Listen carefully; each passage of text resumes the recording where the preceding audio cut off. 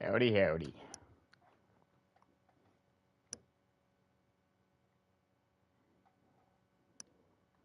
Howdy, howdy.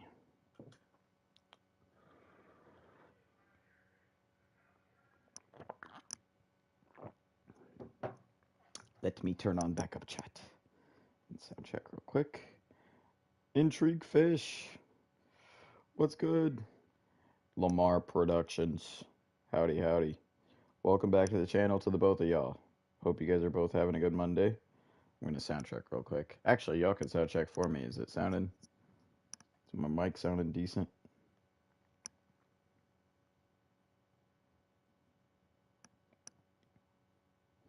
Mr. Lamar.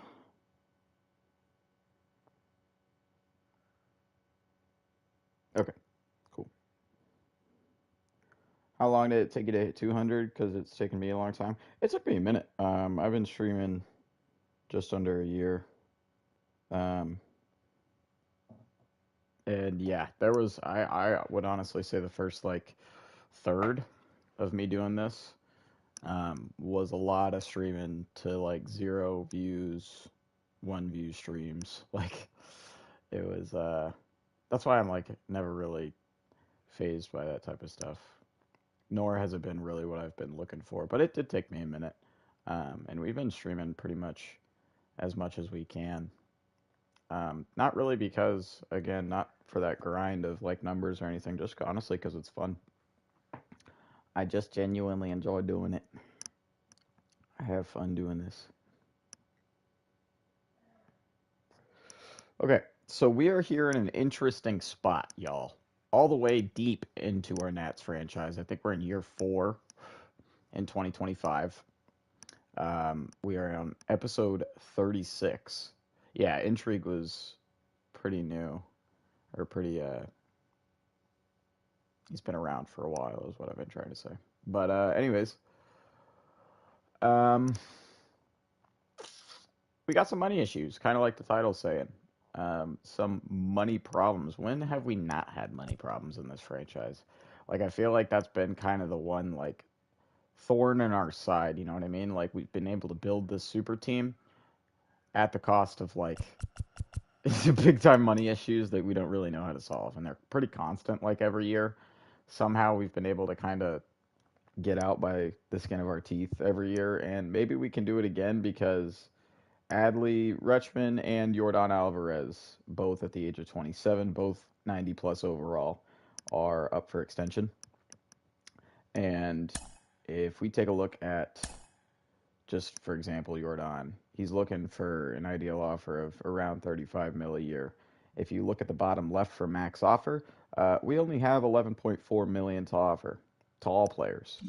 And there are guys down here even that we would like to keep. Guys like Sixto, guys like Alex Reyes, Genesis Cabrera, Austin Martin, Henry Silva, Kate Cavalli. That's really it for kind of guys that we want to bring back. I mean, shout out to Yadier Molina, but I'm not really interested in a 58 overall at the age of 42, and he's currently playing in the minors for us. Um, yeah, so point being, we just don't have any money really whatsoever, and we've kind of detailed a lot as to why we don't, but we'll show it again because we might be making some changes. I don't know. It's kind of going to be up to y'all. I'm we're in an interesting spot. What flavor vape? Currently, this is blueberry bubblegum. Don't vape though.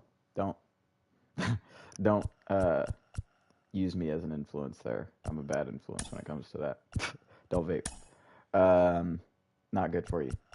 So this is kind of where we're screwed up the butt. These two names at the top, both 3 years into their deal because we signed them both at the same time. Year one off season, the Aaron brothers. So we've called them a few times ever since we signed them. Aaron Nola, Aaron Judge, 31 and 32 years old, respectfully. Wish there was an option that made it so there was no salary cap. Yeah, I think there is as well, but it's like one of those settings that's like preset. Like you have to decide right when you start your franchise whether or not um, you're going to have salary cap and budget on or off. And once you turn that on or off, you you can't. it's not interchangeable once you start said franchise. Trade someone away that makes so much money. So that's kind of what we're getting into. Ideally, like our brain would be thinking, like we look at Aaron Nola, and this is kind of the two guys again that we've been detailing.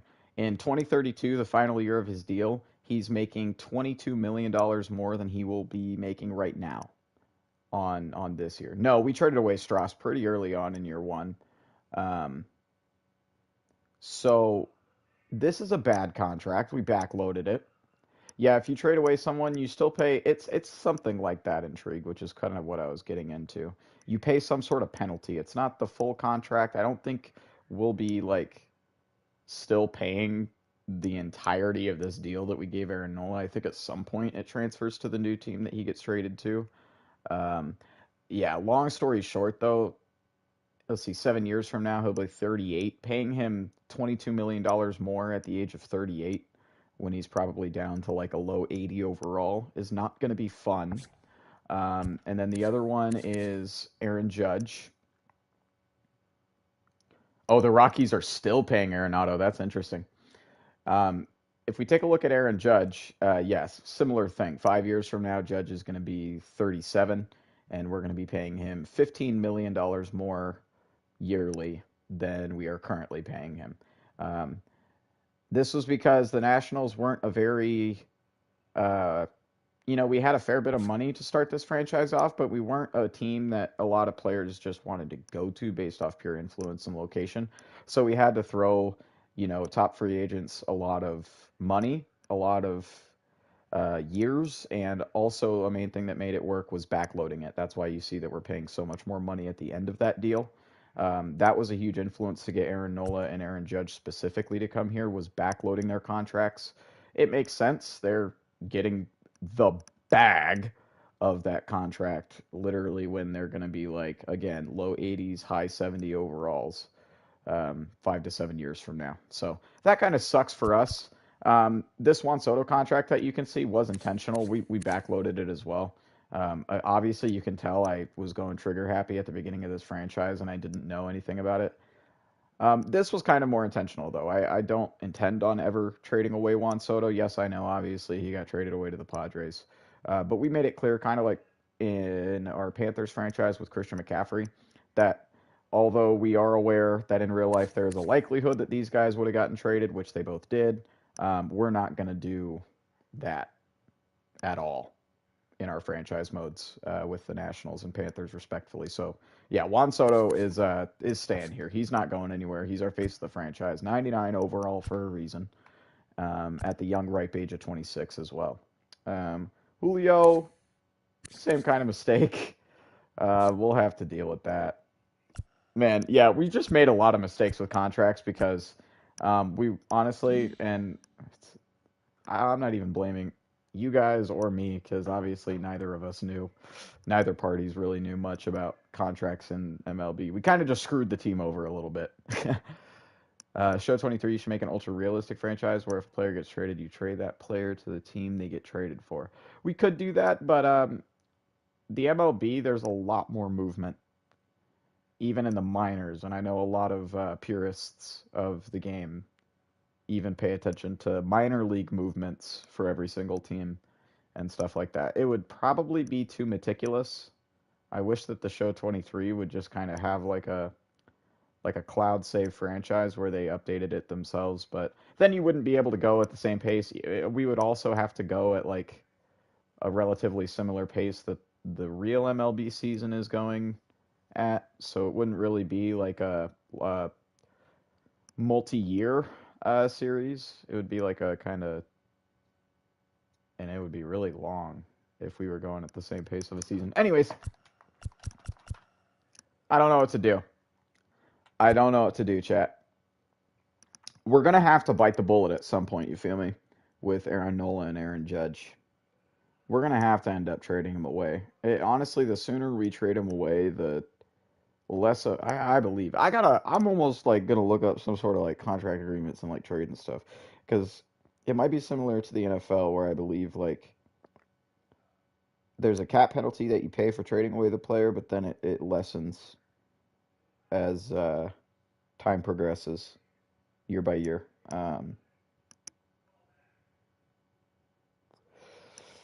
I don't even know what to look up, chat. MLB.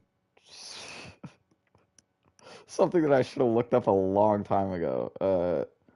MLB trade uh, uh, rules? Rules? Teams may trade only players currently under obviously. Trades between two or more major league teams may freely occur at any time during a window. 2 days after. Okay, that's not what I'm looking for. I'm not looking for the trade deadline. MLB transaction rules for dummies. Ah, yes.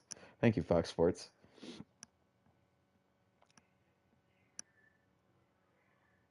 We might need this. I know that the trade deadline is July 31st. That's in 6 days. Um, oh wait, is it? There's like a there's like a technical second trade deadline, which I didn't know about. Okay, I'm not looking at I'm looking at like money. Hey, I guess this whole article is calling anyone that reads it a dummy.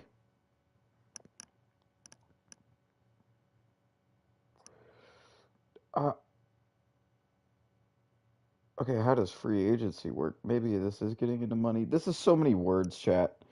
Damn, I wish I had somebody in here that could concisely explain this to me. Essentially, I'm thinking about trading Adley Rutschman and Aaron, or not Adley Rutschman, Aaron Judge and Aaron Nola now. But I don't want to do that because what if that doesn't even guarantee that we can re-sign even Jordan? Like, what if we are like, oh, cap dump, and then we go to contract extensions and we don't even have enough for Jordan? Like that would suck. And I'm pretty sure that has a good chance of happening. So I don't know what to do.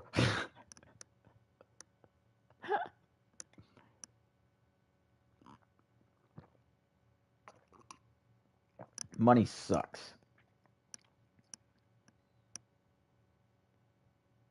Well, it doesn't when you have it.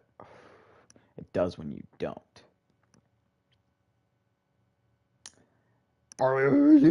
Well, I almost just want to kind of get into a game and maybe we talk about it over the course of a gameplay. Because we do have a game lined up, like literally the next game is the one that we were going to play. We got a nice road series against the Phillies, who are only 5 games behind us currently, late in the year.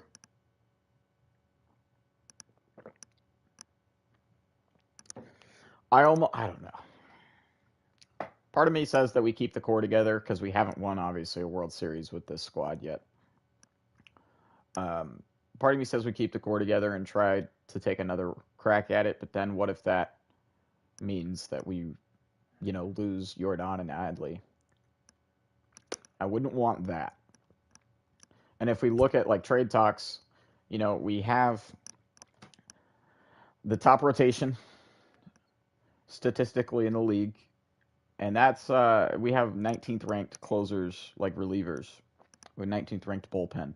So that includes Grayson Rodriguez is kind of the one key of why I would think like we kind of have an overload of guys in both positions. So if you don't remember, Jordan's hitting DH right now. He's not even out in the field because currently we have Cody at left, we have Aaron Judge out at center, and then we have Juan Soto out in right. And also, if we take a look on our pitching rotation, we do not have a very good relief MLB wise. But if we look at our rotation, we got 6 good caliber starters, maybe even technically 7 if you want to throw in Cade Cavalli. So we have an excess of guys at both positions. How is Grayson Rodriguez 14-3 this year? That's just straight from the bullpen. Must be. Good lord, he's a better record than our ace Aaron Nola. So that's kind of what I'm thinking. Like, is it time to move on from Judge and Nola, regardless of whether or not we can make these deals work? Because we might be able to replace them comparably with guys that are a lot cheaper, and we still might be able to make a good playoff push, potentially be a championship squad. I mean, as long as we got Juan Soto and some dudes around him that are like really good, and we do still, even without Nola and Judge, we have a chance to win a World Series.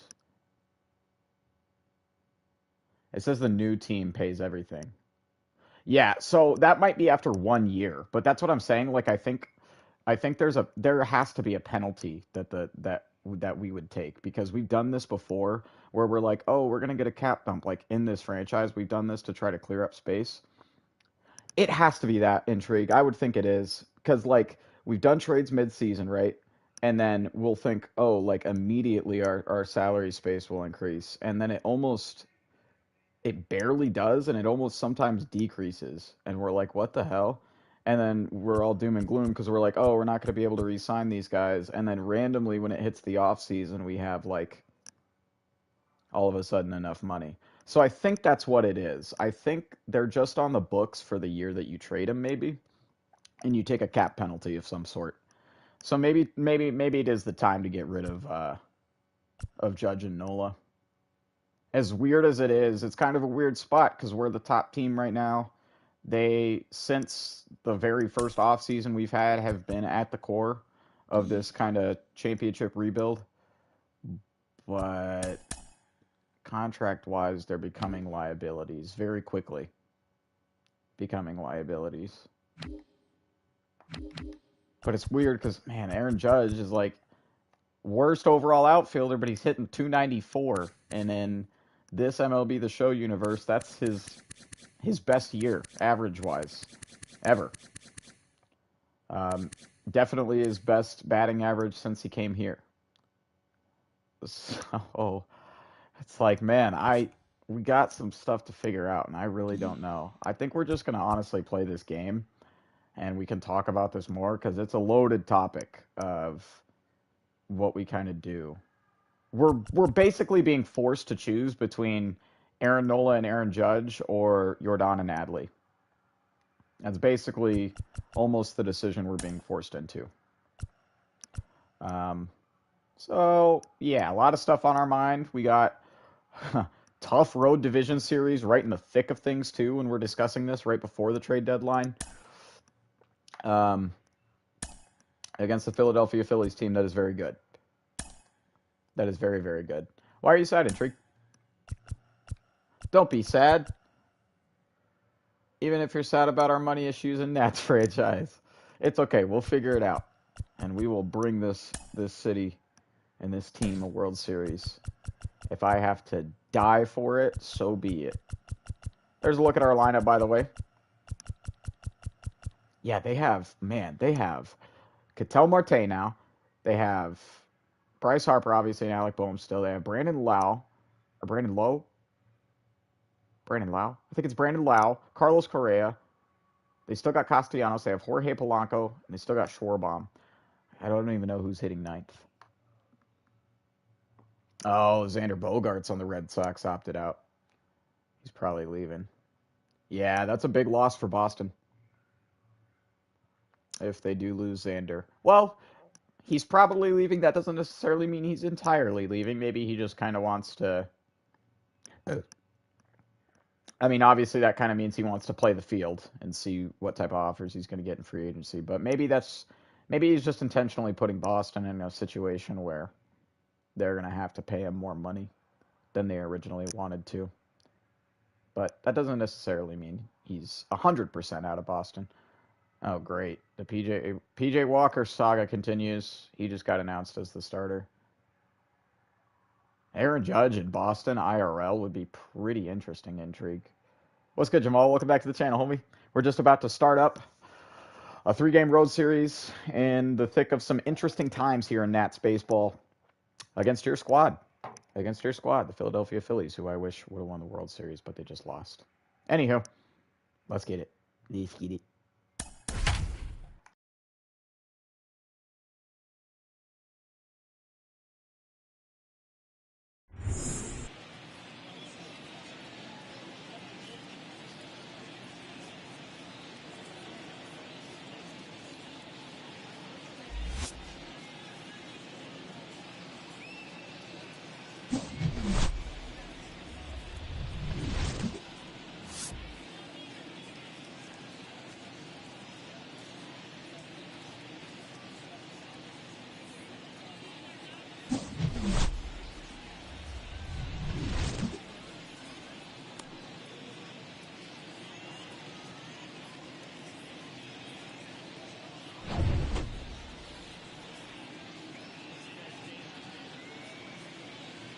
Bellinger, we've actually hit our stride a little bit, knock on wood, with Cody Bellinger intrigue.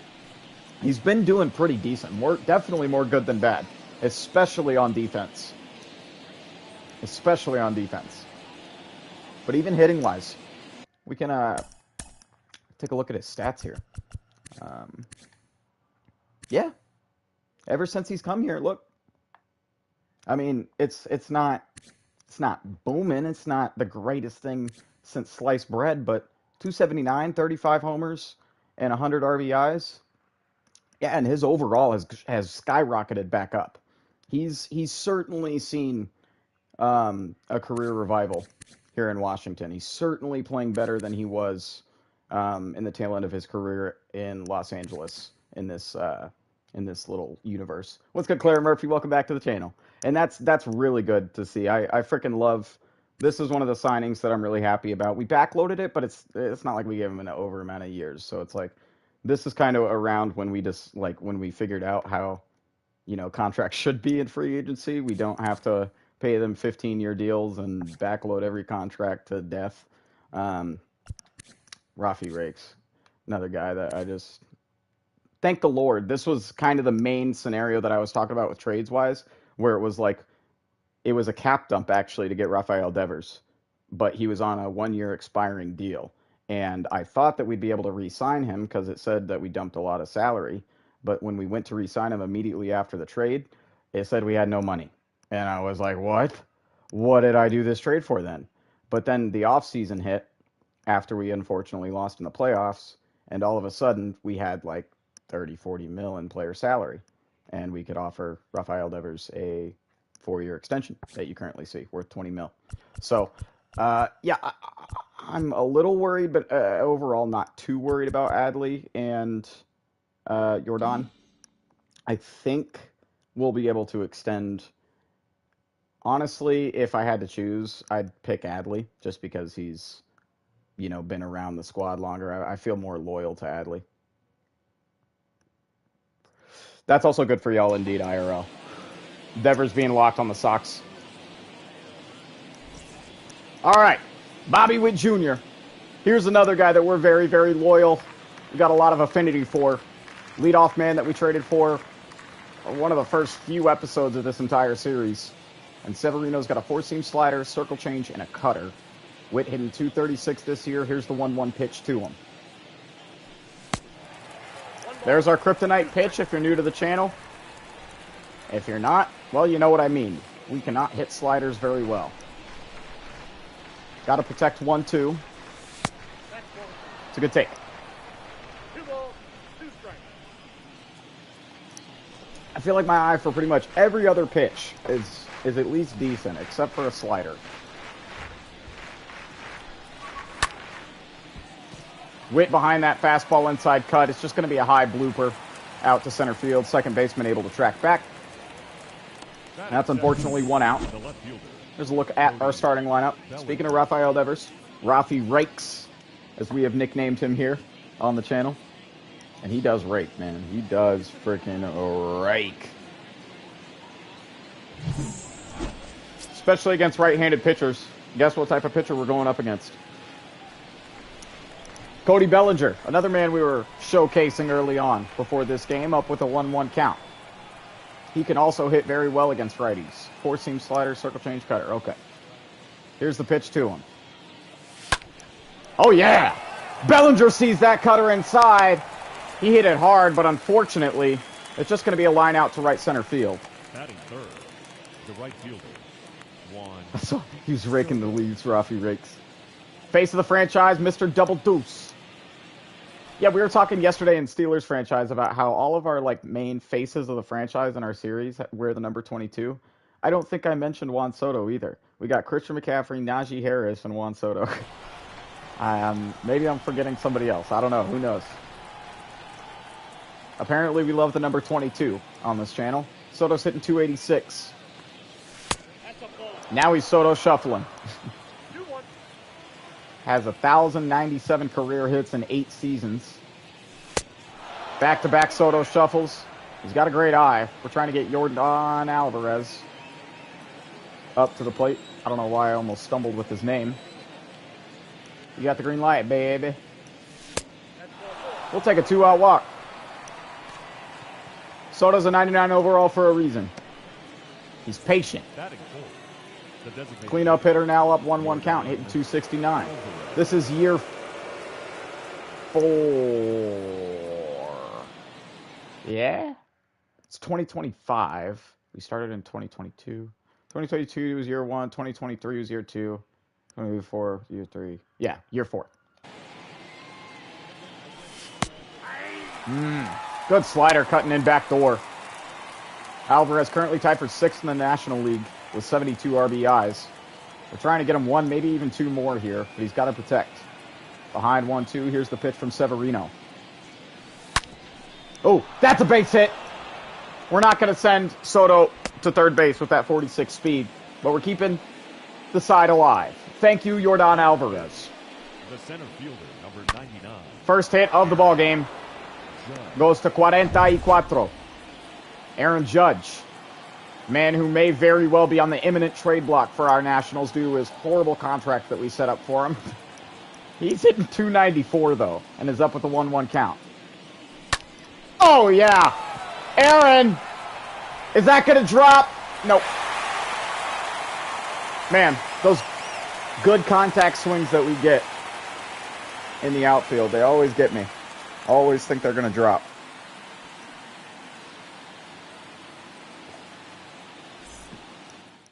And good stuff by Severino, I suppose, to save that side. And now we got numero 12, Casey Mize. Record-wise, pitching really well. ERA-wise, not so much. We would love to get that down. Ketel Marte is the first guy we're seeing, and oh my God, those numbers are crazy. Of course he was an all-star. And 324, 944 OPS, 16 homers, 59 RBIs, and he's got a 1-1 count.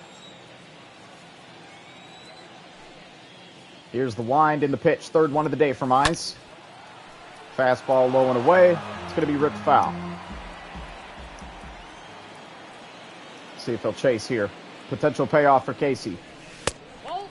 Good take, Ketel Marte. We're going to go fastball up and in where that zone's cold.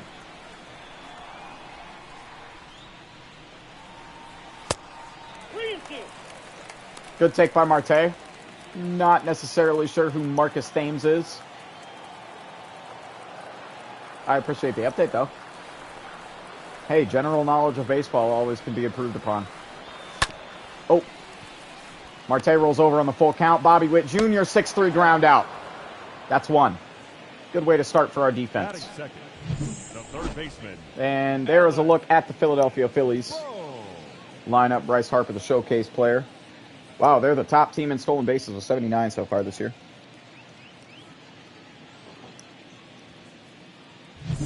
Maybe it can make their offense better.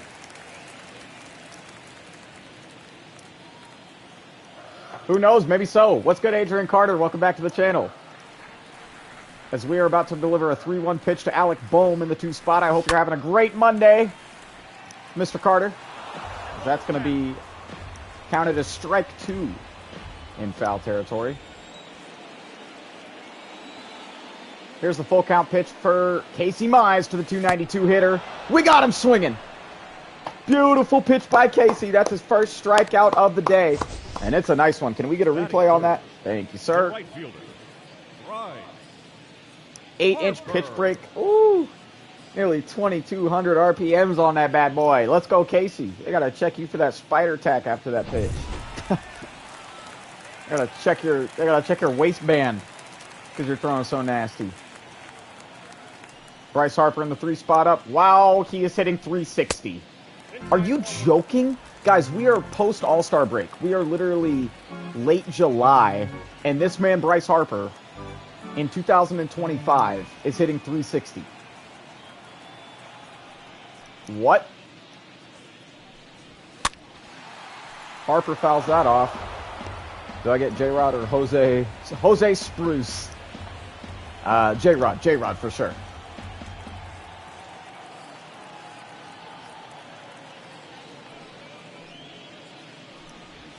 Two-two pitch to Harper. Foul tips the splitter at the knees. Reload it. I'm still baffled by his batting average. try to get him to chase here, low and away. I was going to say, the way he's hitting this year, I don't think he's going to chase.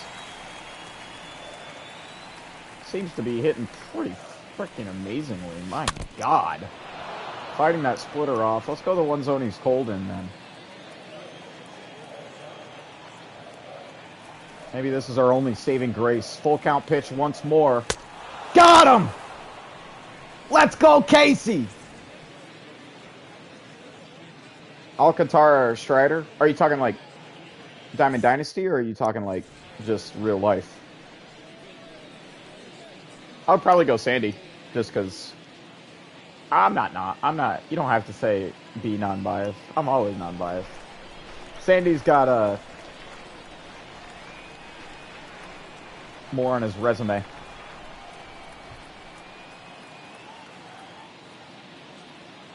Bro, trust me, we cannot hit. As a Braves fan, we suck against Sandy Alcantara.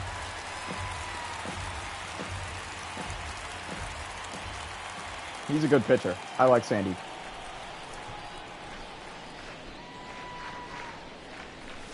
Good take, Rocky. I'm more biased. If you're just asking at players that I like more, I guess, because I don't know anything about their DB cards, then I'll say Arenado. I like Nolan Arenado. Nothing wrong with Hunter Renfroe. I don't know. I've seen more highlights of Nolan Arenado, so I like him better as a player. Oh, Rafi. Damn. Way too early on that 3-2 pitch. It was a slider outside. Line it right to Kyle Schwarber at first. Polar Bear Pete now up. Big Schmeat Pete. Full count. We'll take it. One out walk for number 20, Pete Alonso. Now we got Adley Rutschman. The catcher, number 36. Superstar catcher, former Baltimore Oriole first round pick. Oops, what a good pitch by Severino there. We were way behind it. Here's the 2-even pitch. 31st for Luis. Good take, Adley. Speaking of Luis, our Luis is on deck, Mr. UDS. His nickname is just Big. Yes, I remember. Adley swings for that elevated fastball. Pops a foul. We were too far in front of it. Reload the 3-2. Fire top of the zone is cold. I'm expecting him to throw there. He didn't. We were way too late on that circle change. Decided literally at the last millisecond to go for it. Batting none. The second baseman. Big time rough. 1-1 count. 1 on, 2 out for Luis Urias. Good take there. Fastball just a bit inside.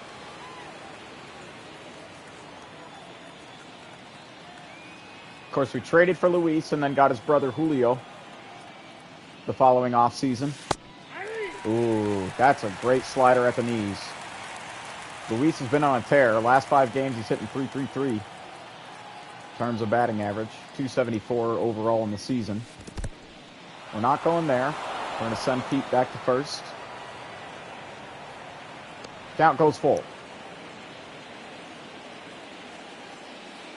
Trying to flip the lineup around.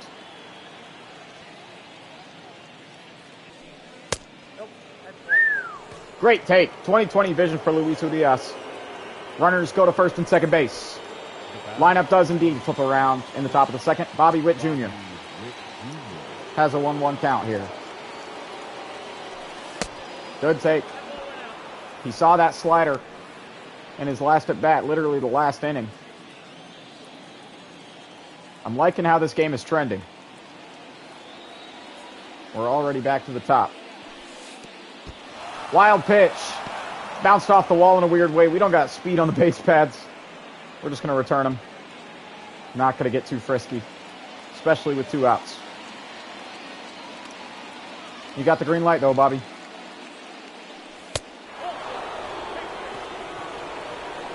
I love it. Base is juiced and Bells is up. Bells is ahead in the count, too. Severino about to throw his 45th pitch here at Citizens Bank Park in Philadelphia, Pennsylvania. Oh, man. Obviously, Cody's getting trigger happy, a.k.a. centric. I really want to hit a grand salami. We got to remember to not swing at those types of pitches. We got this. Whoa. Borderline center cut. We were just a bit in front of it. Come on, Cody.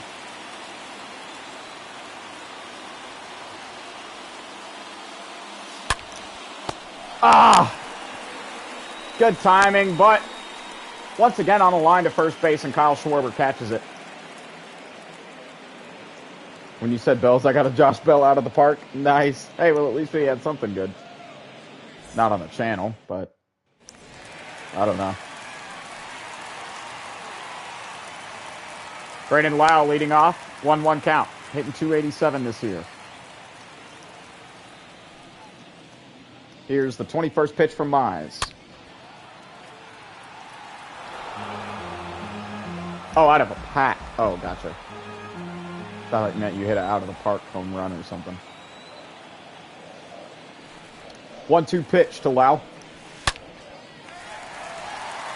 Base hit. What are we doing? Why didn't Bellinger go to second? Oh, my. Okay, we have a leadoff double because of that. Cody Bellinger fell asleep. What the hell? Guess the left stick just doesn't work sometimes. That's cool. Carlos Correa up 296. 1-2 pitch to him. Well, at least that's just going to be 6-3 grind out. It's not the worst thing. It's all right, Casey. It's not your fault. Batting fifth. No left fielder. Nick. Right as we were talking in pregame about Cody Bellinger's outfielding and defense being very good. 3 balls, 1 strike. There's a called strike. Full count. 3-2. Full count pitch. That's gone. It was center cut when I didn't want it to be. Wow. Phillies ringing the bell here early on. Nick Castellanos goes yard. What are we doing, Casey? That is not at all where I wanted it. We wanted it outer cut.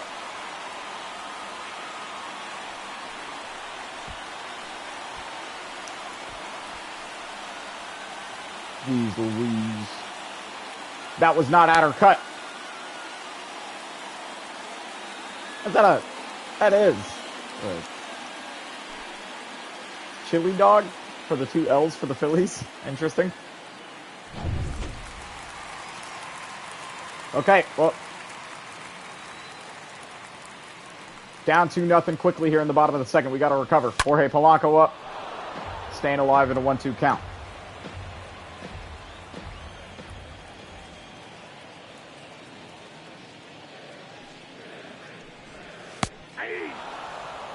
I don't think I should be watching this next to sleep. Bear in mind, headphones do exist. A volume button also exists. All jokes aside, I don't think you should be watching necessarily any sports or centric thing in general next to a sleeping kid. Sports is generally loud. 1-1 count here to Kyle Schwarber. Ooh. Well, it goes 1-2. Could have gone 3-0 in terms of the lead. Do not want a patent-pended Schwarber bomb. As we won't get it there. That's just going to be a routine line out to center field. Aaron Judge has got it. Nick Castellanos, though. That's crazy. Face the franchise up. Well, if there's anything we do know about this offense, we could score 2 runs pretty quickly. What's good, Lord Wes? Welcome back to the channel. Hope you're having a good Monday.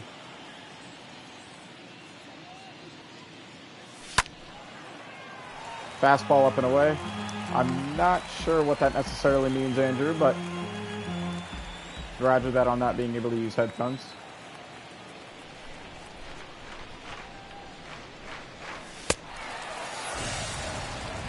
Just not a good swing by us. User input error. We move on. The batter, number 44. 1-1 count, Yordan Alvarez. Yordan Alvarez. Oh! Damn it! Alvarez was just early on it.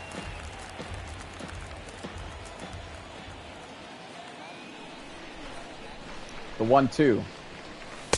Good take. Come on, Jordan. You just showed us you can do it.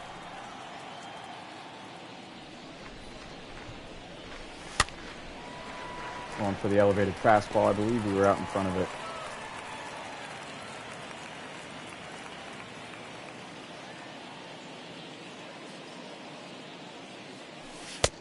Good take. Just barely high. Count goes full for Jordan. None on, one out.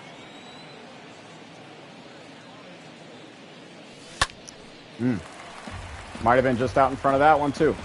Yep, we were. Get a little trigger happy. Come on. Nope.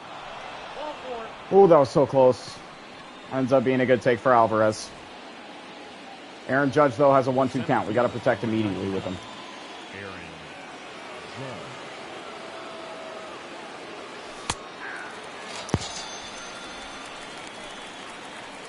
That would trail outside. It's called strike. Got us frozen up looking. Third baseman. We are very... Oh, 298. I didn't realize we were that close. Shouts out to y'all. Rafael Devers up.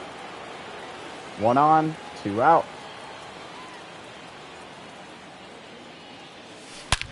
Oh, yeah, Rafi. Oh, that was a perfect timed swing. What? How does that change from perfect to just early? MLB The Show. Explain.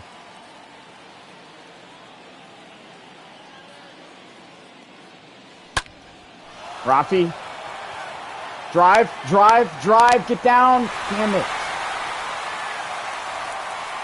Another line out. Yeah, I just didn't think it would happen. I've seen it happen on like good time stuff. I've never seen it correct on a perfect swing. Very interesting. Well, hey, happy birthday, baseball kid. Shouts out to you and welcome back to the channel. Oops. Logan will hop you up and we miss on the pulse. Good thing Rafi's able to field that one.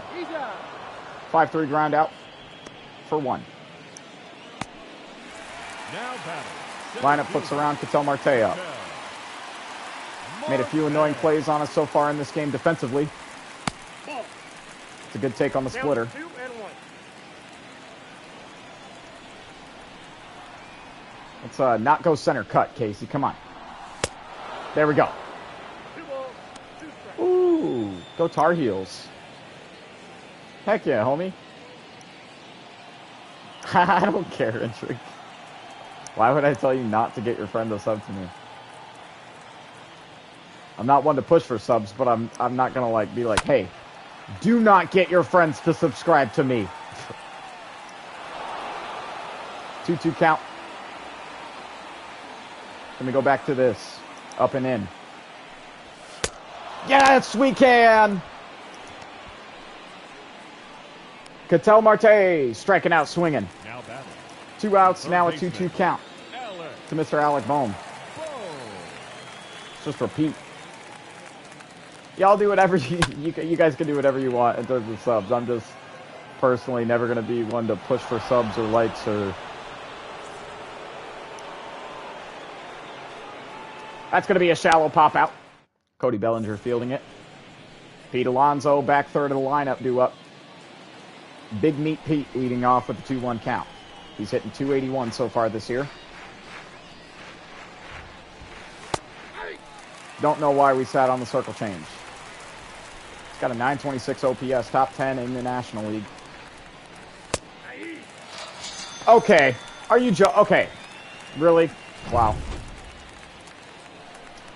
I don't agree with that strike call, but I guess Alonso strikes out looking. Adley Rutschman up. Oh my. Adley just golfed that slider deep.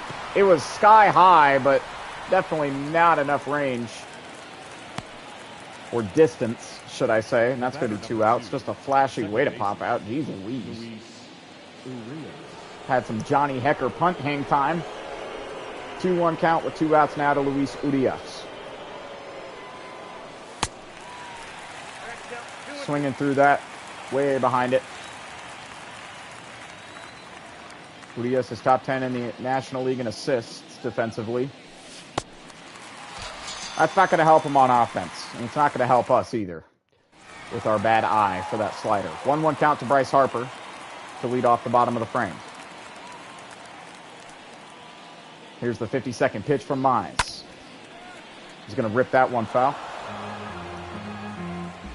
Count goes 1-2.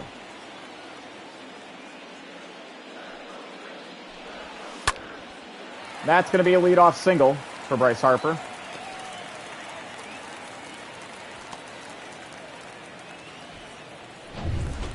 One count now to Brandon Lau.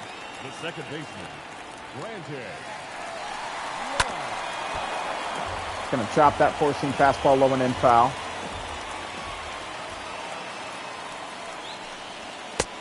Got him whiffing on that low and away sinker. Way off the plate. But that's 1 out. Carlos Correa, former Astro, now up with the 3-1 count. Shortstop, Carlos Correa. Pitch from Mize.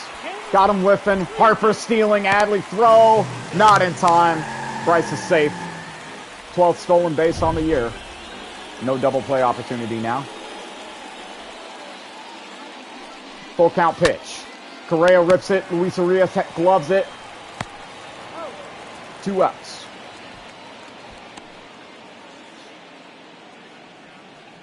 The left fielder, number 9, Nick Castellanos.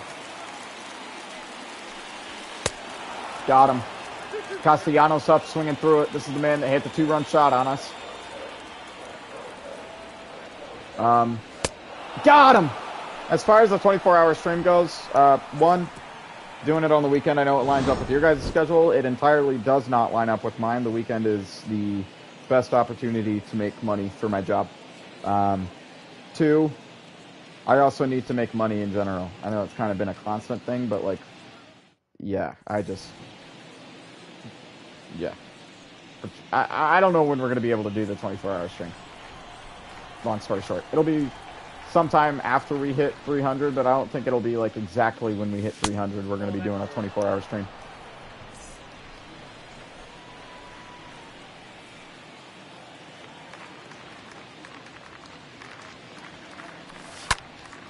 Bobby Witt swinging through that cutter. Popping it foul. We were just early on it. Count goes 2-2 here. Severino is in the yellow in terms of energy. Now's the prime time to start raking. And that's exactly the opposite of what we're going to do with Bobby Witt Jr. 1 out. What's good, Juice? Welcome back to the channel. Cody Bellinger now up with 1 out and a 1-2 count. You got it, Cody. Good take. Hope you're having a good Monday, Juice. We got lucky there on that call. I don't mind it. Bells has got a 3-2 count. Here's the pitch from Severino. Cody. Big swing. Deep drive. Warning track. Fly out. We're getting so close, chat, but it's just not there yet. Heck yeah, Juice. Heck yeah. Juan Soto up with the 1-1 count. Come on. Face of the franchise. There we go. That'll be a base hit. Maybe give us a spark. Rip Cody. Cody, I think, has just been bit. Oh, Cody Bellinger. I thought you were talking about Cody in our streams. I don't know why. Oh, yes! Thank you, Jordan! Thank you! He's going to tie this one up. Get off my bat, ball! Shouts out to KOT4Q. See you later. 23rd homer on the year for Jordan Alvarez. Dubs in the chat. Air Jordan. Yes, sir. There's the equalizer. I knew we could. I mean, the power on our bats, as I was saying, we could literally just tie it up with a snap of a finger at any point. It was only a matter of time.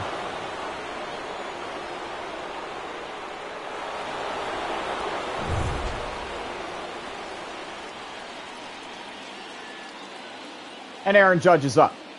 2-2 count. Oh my goodness, Aaron Judge golfs the ball. That's going to drop. Extra bases with 2 outs for the Judge. Now batting, the third baseman, Rafael. Perfect timing for Rafi Rakes. Your attention, please. Oh, and of course they're going to bring off Severino for Peter Lambert. 2-0 record, 27 innings in relief this year. 3 even ERA. 1-1 count to Rafael Devers. It's still a righty. 4-seam changeup, 12-6 slider. Nope. Easy take there.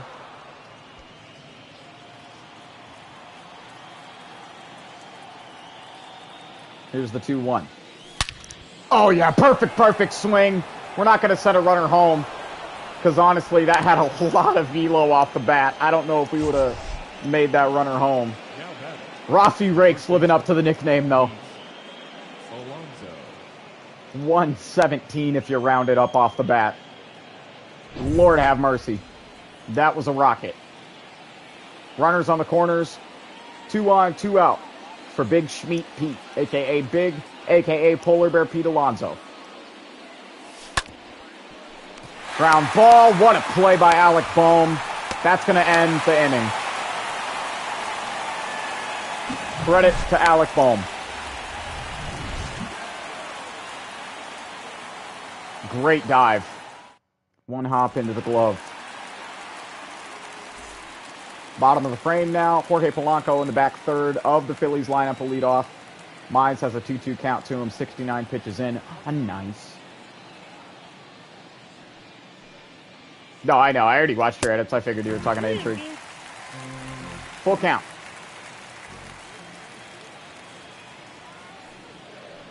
Here's the pitch to Polanco. Nice number. Indeed.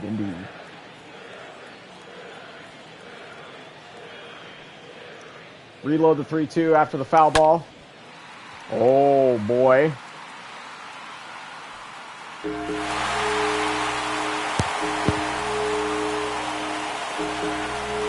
Jorge Polanco with his 20th home run. Oh, my goodness. And we jumped just not at the right time. I don't know if Soto would have been able to get that ball with where it landed. It was close to the wall, but it looked a little too unattainable. Damn. We got ourselves a game on our hands here. The 2025 Philadelphia Phillies are not messing around.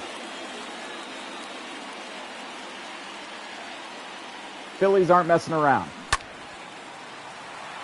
I don't know what you're talking about, L game. This is a good game. We got some competition here in the division. Kyle Schwarber up 0 for 1 tonight. He's got a full count. Gonna fight to stay alive there.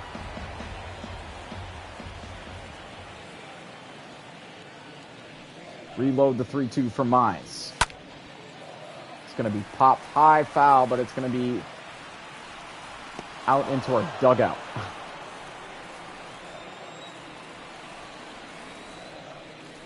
Please don't bomb it. Please don't bomb it. Got him! He was way out in front of that sinker. Way too antsy for that pitch.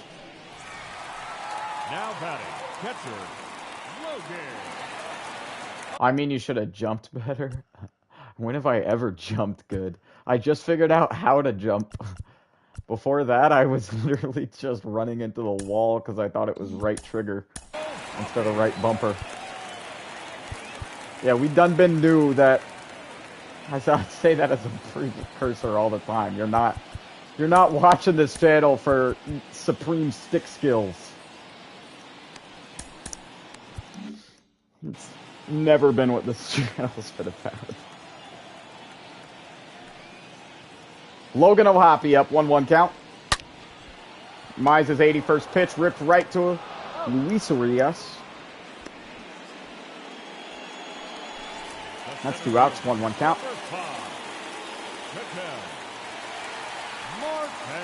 Damn, we messed up on the pulse. No, still a decent pitch.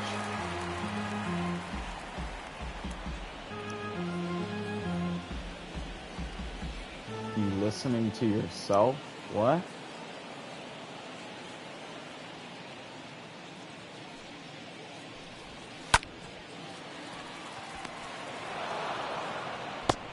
All right, that's going to get 5 innings through. Phillies retake that lead, though. Credit to Jorge Polanco. I didn't even see if that was necessarily a good or bad pitch. I can't even remember.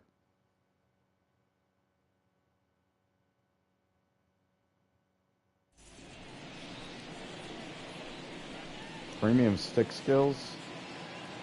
I mean, if you have a dirty enough mind to be able to twist something that I've said literally 1,000 times on this channel, then that's on you. I don't know what you're talking about there.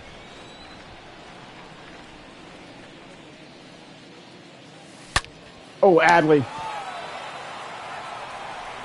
Adley! Whoa! I didn't even think that would be a homer. That got out of here in a hurry. See you later, indeed. Tie this one up. 106 off the bat for our superstar catcher. Oh, yeah, chat. Oh, yeah. That's that attitude. What's up, Lambert?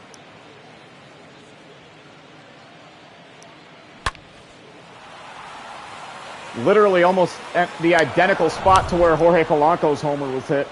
It just got there about 3 seconds faster. 2-1 count now to Luis Urias. We got a 3-3 ball game, top of the 6th.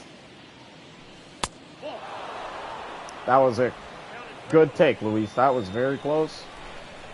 I'm actually surprised. 3-1. All right, we'll take that. Leadoff solo shot, now a walk. Lineup flips around. Bobby Witt as well has a full count.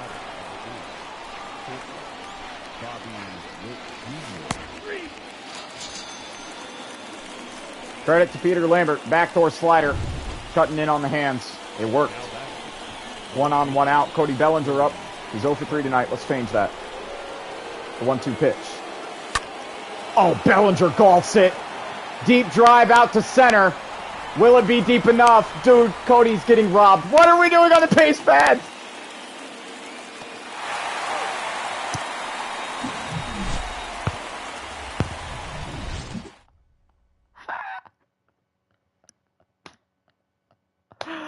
Okay, so obviously I thought it was 2 outs there.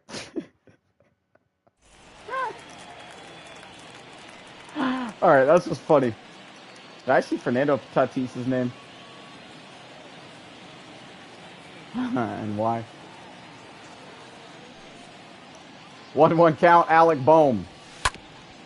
That's going to be a 3 unassisted. I definitely, obviously thought it was 2 outs. Very surprised when Bellinger flew out there and the inning didn't end. I mean, it did end, but kind of 5 seconds delayed. 2-2 count now to Bryce Harper with 1 out. Dude, no. Got him looking. Y'all got to realize with comedic things, the lull knee slapping thing, that was an organic moment. To do it based off of a suggestion, not only would it be unoriginal because it already has been done, but it would be almost scripted. Not as funny. Brandon Lau up, 1-2 count. He's going to rip that one foul. Reload the 1-2.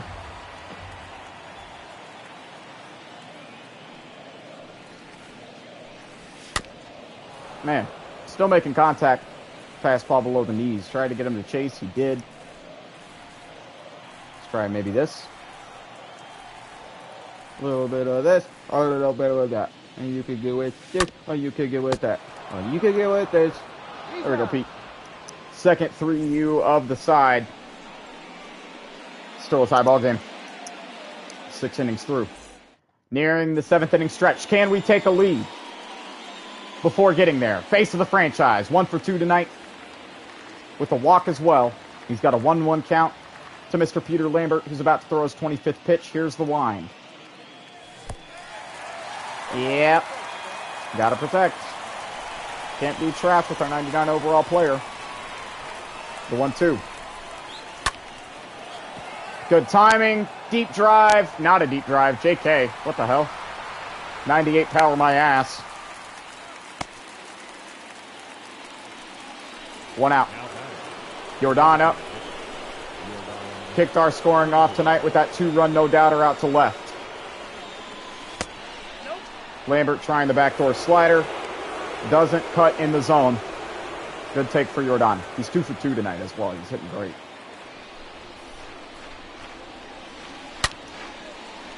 Good timing on the fastball at the knees, but he hit right into the shift. Over the head! Nice! Uh-oh, Alvarez caught in a bind, though. Yikes. Thought we could advance to second before realizing that this man has 36 speed. I like that. A dove, and then literally like half a second later it turns to an L.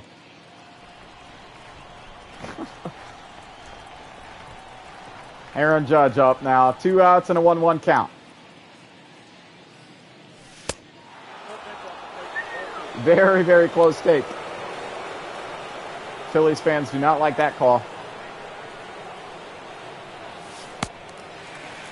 Damn slider. That was a great pitch by Peter Lambert painting the corner. Also a zone where Aaron Judge can't really hit as well. 2 even. Nope. Not going back-to-back sliders. Full count now with Rafi on deck. Yes! Swing and a deep drive out to left. And it's going to be another warning track line out. Gentlemen, please join us with the traditional 7th inning stretch. 22 is Buggy. I've noticed a couple things, but comparatively, I mean, we play 2K and more so Madden. We play Madden on this channel, so I'm pretty numb to it. I don't even notice most of the things that go wrong when they do go wrong. The only thing I did notice was like when there was a ground ball. I think it might have been the Phillies' first hit even of the entire day, and I was moving left stick with Cody, and then he just kind of froze up, and that turned a single into a double. But other than that, I haven't really noticed anything buggy. We've been playing that. We put a lot of hours into this game. 1-1 counts Carlos Correa. Mize is about to hit 100 pitches. He's in the yellow. We're trying to get him a win. I don't want to get too greedy with it. Got him looking, though. Another strikeout.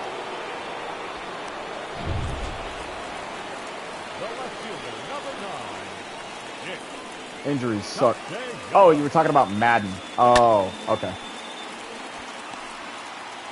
I mean, well, when you say 22 and I'm playing MLB The Show, and it is The Show 22, I'm going to think that you're talking about the baseball game. You didn't give me any precursor that you were playing Madden. Called strike. There we go, Casey. Count is 1 and 2.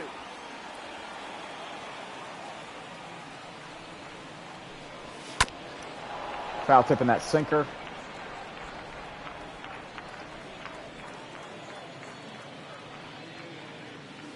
One-two pitch. Polanco doing a good job fighting these pitches foul. I'm very aware that Casey Mize is getting tired.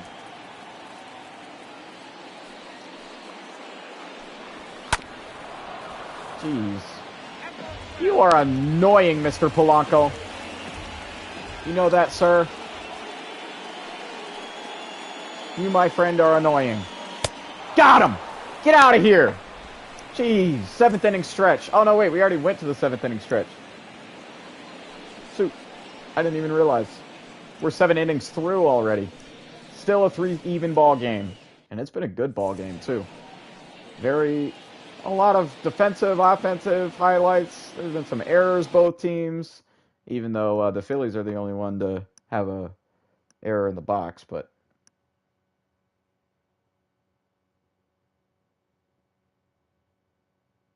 I said Phillies franchise. I meant yeah. So again, like talked about it. Nothing personal to y'all, but I don't really care about the sports games you're playing. Are kind of random. And also, yeah, you didn't really give me any indication that you were playing football. So when you say Phillies and we're playing the Phillies and you say 22 is buggy and you don't, yeah, I'm just, anyways. Yes, I'm going to go get more coffee right now, Andrew. I'll be RB.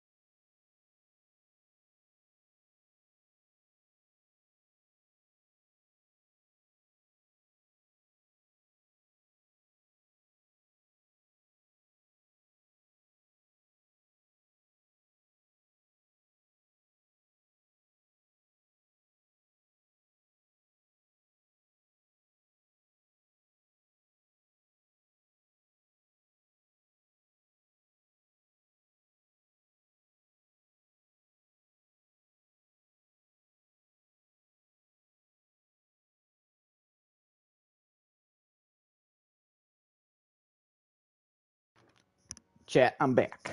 I'm back.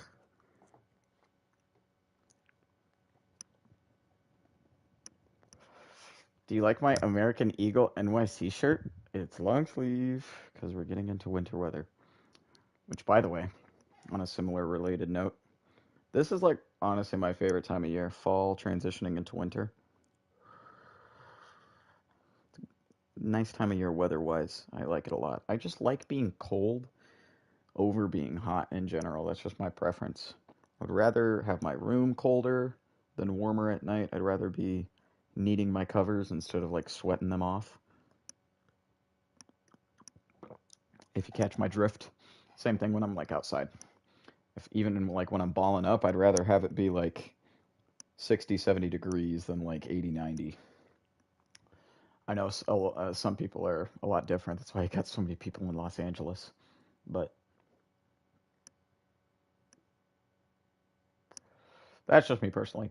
8 cups of coffee, Andrew? Dude, I don't even think I have ever had 8 cups of coffee in a day, and I drink a lot of coffee.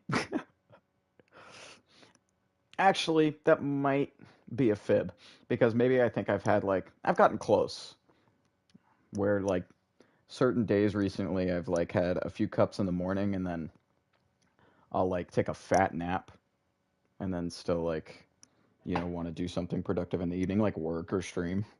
And so I need to kind of re-energize, so I'll have a few more cups of coffee. That's crazy mode though, especially if they were like consecutive cups back to back. That's ridiculous. Fall Guys David back is our 300 sub. Ace 5461 is back from school. Chat, if verified, I think we just hit 300 subscribers. Yeah, it's probably good that you're not having any today.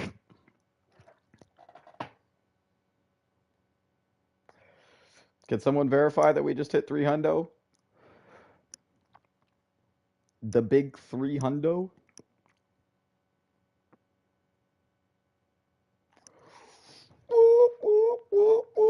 Somebody said I had to emotional cry when I hit 300. Maybe that'll be the start of whenever I do my 24-hour stream. Hit y'all with a, I don't know. I don't know if I can. I can't fake cry. Maybe if I like, what's that thing that actors do to make themselves fake cry? I can't even remember. Hey, no worries, Juice. Hopefully I'll see you later, homie. If I don't have a good Monday, good sir. All right.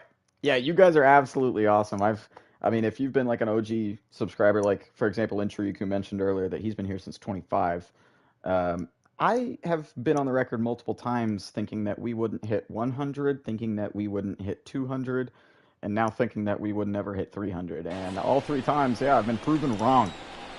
Um, it's still mind-blowing to me. I mean, I guess I understand the concept that I have been streaming pretty consistently, so I guess subscribers were kind of bound to come slowly but surely because you guys are freaking awesome. But I don't know. I just didn't.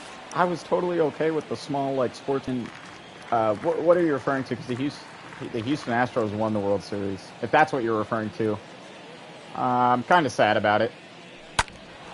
But I guess good for Astros fans because I think they're the only ones that are pretty happy about it.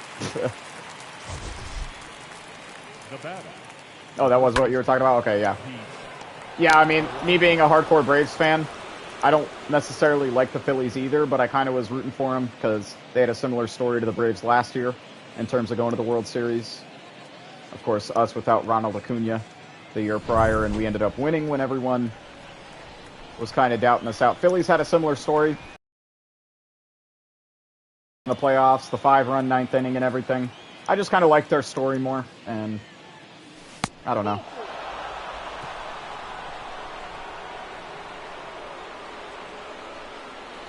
When the Nationals won versus the Cheaters, are you talking to this franchise?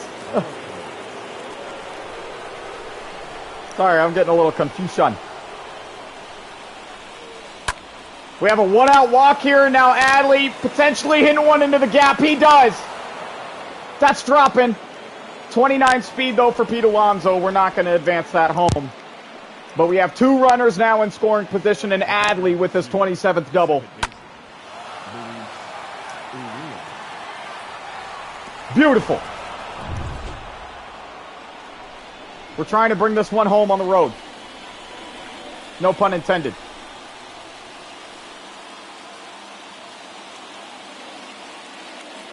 I think you're a Nationals, and the Astros didn't cheat in 2019.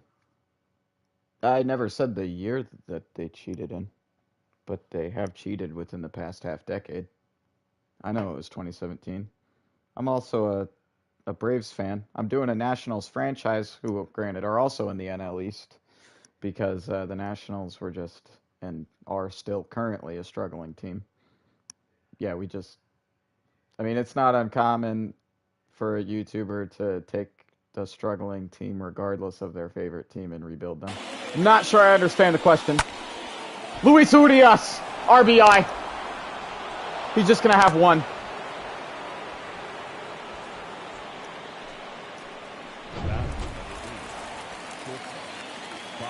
Lineup flips around for BWJ.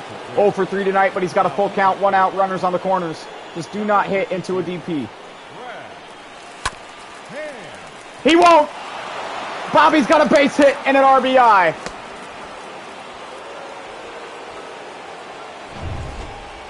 Now 2-1 count, Cody Bellinger. He's 0 for 1 or 0 for 4 tonight. Can he get a base hit finally? Certainly not swinging like that. And he's going lefty-lefty, which means his stats aren't as good. I forgot. Brad Hand on the bump. Slider, four-seam sinker. Good take. Count goes full. Juan Soto on deck. 2 on, 1 out.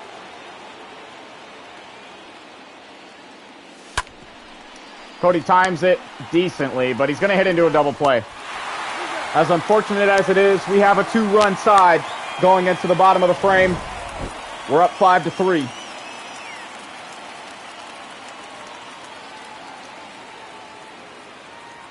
Casey Mize certainly not going to be pitching any longer. Let's see. Lefty advantage. Righty advantage. Righty advantage. We're going Cade Cavalli.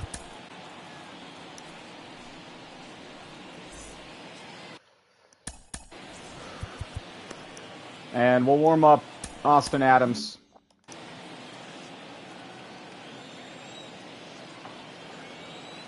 One count to Kyle Schwarber leading off. 8-spot hitter, 0 for 2 tonight. Here's the pitch. Oh, no. Deep drive for Cody Bellinger. Is he going to be able to get this? Yes, he will. Didn't have to jump for that one. Cody said, I got it, sir. 1-1 count now to Logan O'Hoppe at catcher. 0 for 2 as well tonight. Pitch from Cavalli. Right to Rafi Rakes. Great dive! What a throw! On the 5-3 ground out, that's 2. Back-to-back nice catches indeed, David. One by our left fielder, Cody Bellinger. One by our third baseman, preventing it to getting into left field. Thank you, Rafael Devers. 2-1 count now to the leadoff man of this Phillies lineup, Ketel Marte. The 2-1 pitch from Cavalli. Called strike. Beautiful job painting the corner.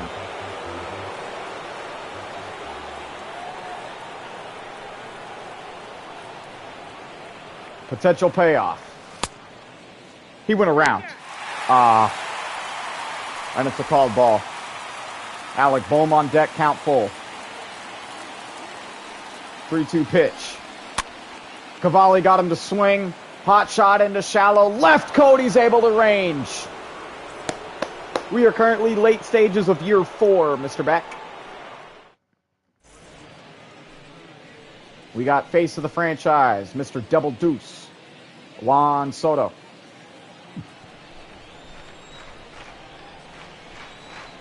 Leading off with the 2-1 count here. Trying to rake that slider up and away.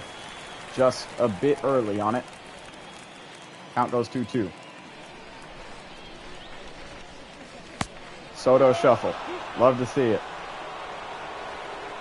Love when our squad can have fun. Got to loosen up. Backdoor slider. Wow. Cutting in on the hands. That was a great pitch by lefty Brad Hand to strike Juan Soto out looking. 1-1 count now for Yordan Alvarez. Good take. Tried to do the same thing there to Yordan. Didn't have the control on that slider.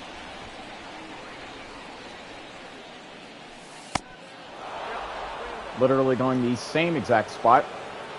How predictable. You got the green light, Alvarez. 3-1 pitch. Oh, hot damn if I wasn't so bad at this game. Yordan would have sent that. Instead, we got a full count. And we got another strikeout. Because, again, I'm bad at this game. 2 outs, 2-1 count now to Mr. 99, Aaron Judge. We should probably look now, although we can't at this pitch. Set up to bring in our closer. And that's going to be unfortunate. 5-3, nope, sorry, 6-3 ground out. Alec Bohm there. Oh, maybe that was a 5-3. We're going to bring in, let's see, righty, lefty, lefty. We're going to bring in Genesis. Ladies and gentlemen, your attention please. Welcome back, Andrew Ford. Good to see you. Bottom of the 9th. Our Nats have a 2-run lead on the road. We need 3 more outs. It all starts with Cabrera versus Bohm. Bohm, deep drive out to right field, but a routine play for Juan Soto. There's 1 out. 1 down, 2 to go. 1-1 count to Bryce Harper.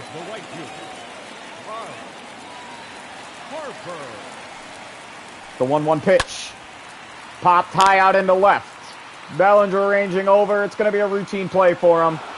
2 down, 1 to go. Let's get it. Good stuff, Nats defense. Brandon Lau up. 1 for 3 tonight.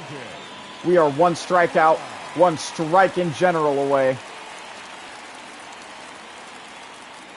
from ending this game.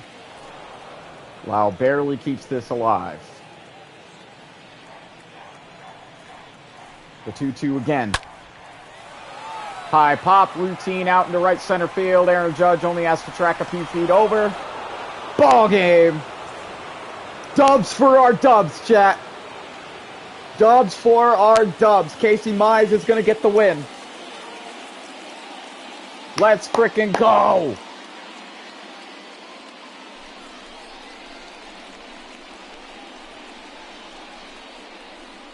Out hitting the Phillies 9-4. Cabrera gets his first save on the year, actually. I didn't know that. That all started scoring-wise with that Castellanos 2-run shot out to center. No worries. Have fun playing pickleball, homie. Deuces. If I don't see you later, have a good Monday.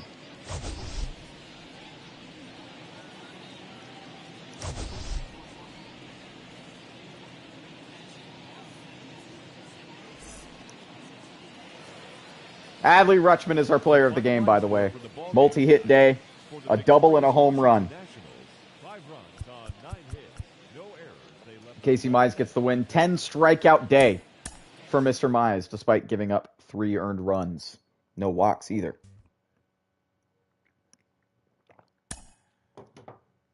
Good.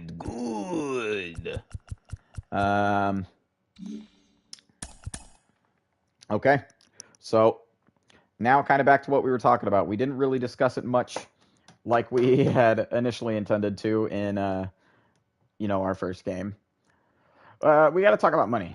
We got to figure this out before we can even really move forward. Contract extensions the deadline is in 6 days. Trade deadline is in 5. We have about $11 million in salary right now to offer extensions to guys, and Yordan alone wants $35 million a year. So that's an issue, considering we also want to re-sign Adley, Sixto, Alex Reyes, Genesis. Austin Martin is honestly a guy that I kind of want to bring back. Trading for Mad Max would be interesting, but his salary is probably pretty high, so that wouldn't necessarily be accomplishing what we necessarily are looking for. Henry Silva's a really young guy that we could honestly probably sign right now. Closing pitcher, playing for the Red Wings currently, but he's already a 77 overall with that A potential, only at the age of 24. And then we also have Cade Cavalli here, who we just saw come in relief in that game against Philadelphia, and he pitched pretty well. So we have a lot of guys that we ideally would like to re-sign, and we don't have really any money. And even if we were to trade away some of these big contracts, we're going to get hit with a penalty, and we're not going to be able to immediately re-sign these guys. We're going to probably still have to end up waiting until the offseason until we can bring a fair bit of these guys back. So the decision comes now before the trade deadline. The two guys that we're kind of looking at because of the budget and the way that their contracts are structured at the age that they're currently at, Aaron Judge and Aaron Nola.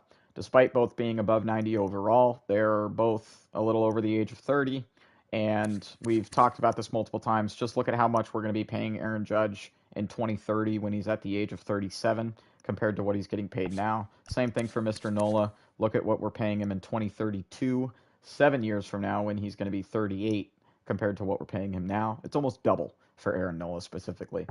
That's just because we're big dummy heads, and we got the superstar players that we wanted. We didn't necessarily at the time care about how we got them. Now we kind of care about how we got them. I'm honestly thinking of trading Nola and Judge now, because both, when we take a look at our roster, we were kind of talking about this in the intro of the episode, we have position excesses in both of those spots. So if we take a look at it, Yordan's currently DHing because in left we have Cody, in center we have Aaron Judge, and in right we have Juan Soto. Same thing kind of as Andrew Ford is mentioning now with our pitching staff. We already have Julio Urias. We kind of have a 2-ace system rolling here. We have Ian Anderson, Casey Mize, Sixto, and we also, this is kind of the constituent guy here on the pitching rotation. Grayson Rodriguez is currently, I think, in the bullpen. And he's an 81 overall at 25 years old, A potential. We have him for 2 more years, and he's only getting paid $80,000 a year. because of that, rookie kind of 6-year renewable contract deal. So I think for that reason, look, we're going to have to bite the bullet at some point with these two guys, Nola and Judge. The main argument against trading these two guys is that these guys have been they were both signed at the exact same time in the year one off season, and they've kind of been core pieces in terms of rebuilding our Nationals, and we haven't gotten a championship yet. So pretty much what it's going to come down to is we either trade Aaron Judge despite him having the best year of his career in this little universe, and we trade Aaron Nola despite him being our current ace right now, or we keep Aaron Nola and Aaron Judge and we try to make one more shot, one more run at it for a championship. And then if we don't do it, then we can look to move on. Actually, whether we do or don't, we can look to move on after that. It's kind of a decision that we're going to have to make now, whether or not we're going to bite the bullet and make cap moves now or later. Trade Nola, keep Judge. That's an interesting one. That's interesting. We could certainly do that.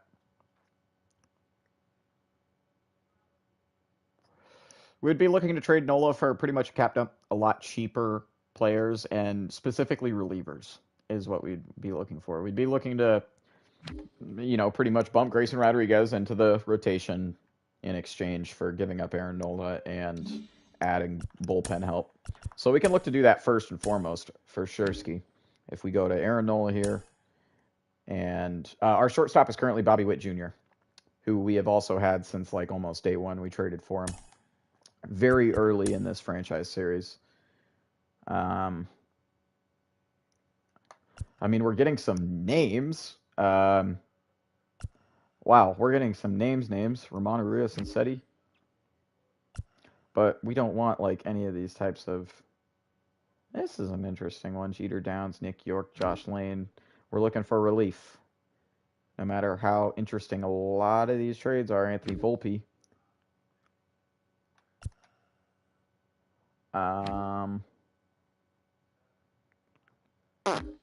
Bupkis.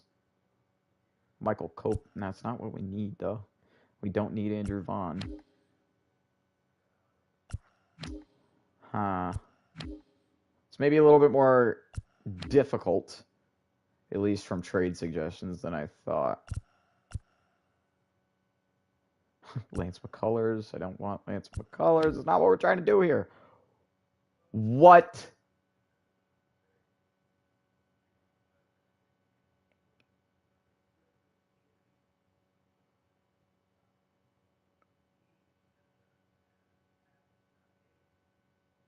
Huh?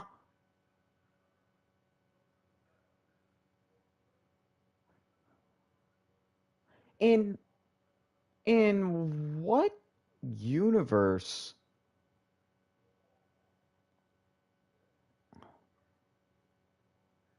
I know a lot of y'all would want to see me make this trade. This is the exact opposite of what this channel is striving for in terms of realism.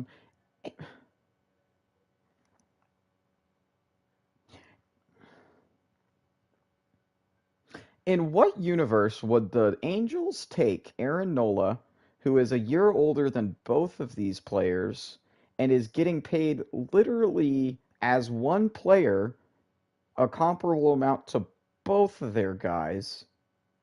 In what world would they want that player? And also they're giving up Shohei and David Fletcher?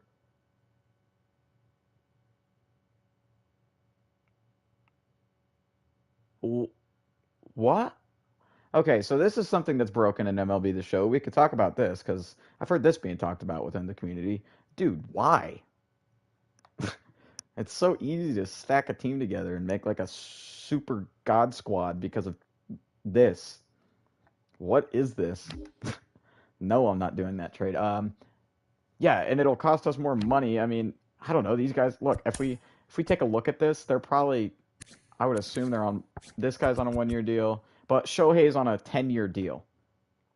So even though it's more money, like we'd have Shohei for 8 years. We're definitely interested in making this deal. Yeah, because you're smoking crack. You're literally smoking boof. dude. That's why you're interested in taking the deal. What's wrong with y'all? Like, I get that the Shohei Mike Trout experiment ain't working, but how does getting Aaron Nola, a player who is again making just as much money as both of these dudes, how is getting him making any difference whatsoever? What does that help the Angels? How does that help them? How does that help them whatsoever? Anyways, back to the beautiful trade suggestions. So we had White Sox. Yeah, Garrett Crochet. So, but it's not cheaper than it's not as cheap as what I want it to be. Like our budget will only go up 5 mil.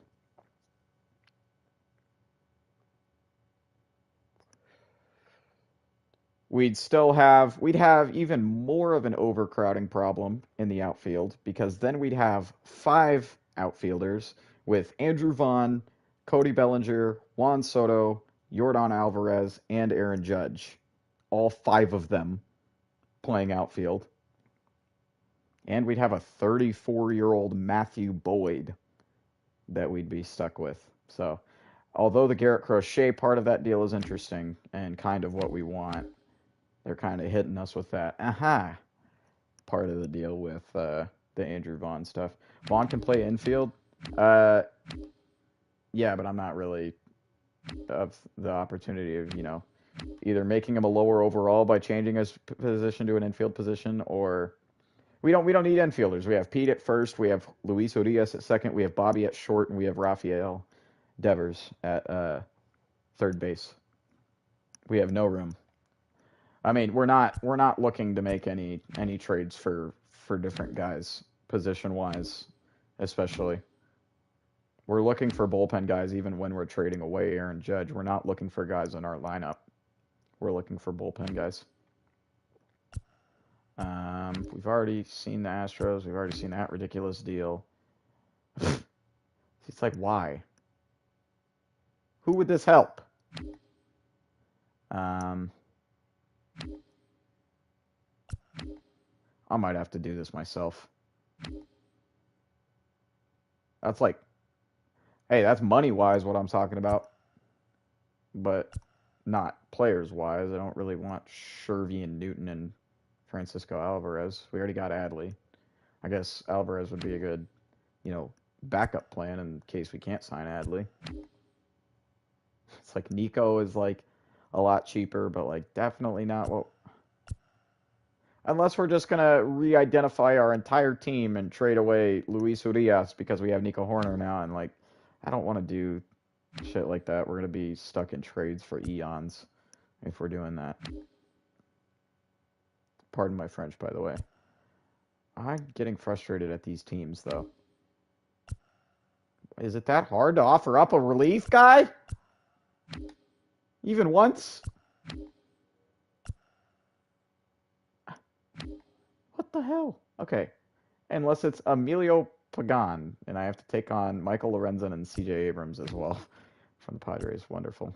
Okay. And we're back to the Orioles. All right. Well, we're going to have to make this deal ourselves. Let's go look for relievers that we would potentially want. Thank you on the congratulations, Mr. Wolf. Welcome back to the channel, by the way. I mean, Jose Suarez, I guess. Trade. It's because of budgetary constraints.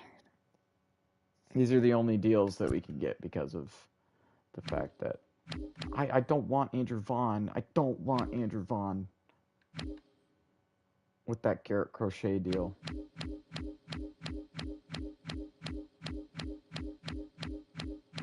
Where are they? Where are they? Ah. They would just do it straight up. Maybe they could give us just something else in relief. Can you just give us... Wow, your guys are relief. Garrett Crochet is literally all you have. Good to know. I guess Reynaldo?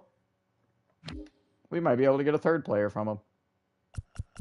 Shoot. Try trading Judge. We could as well. But I might be able to set up something pretty sweet. What would be like a... We kind of need some kind of need some depth at certain positions. We do not have a backup first baseman, second baseman. We have like one backup infielder, and I don't think we have any backup outfielders. So that could certainly be something that we look at as well. Maybe as a third thing. Is there any like intriguing Ricky Shelley? B potential. I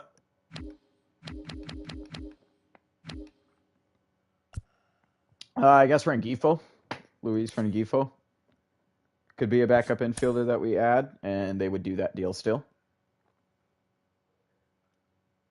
And it would still be only 10 mil in salary. What about Triantos? Would they do Triantos? And it would be even cheaper.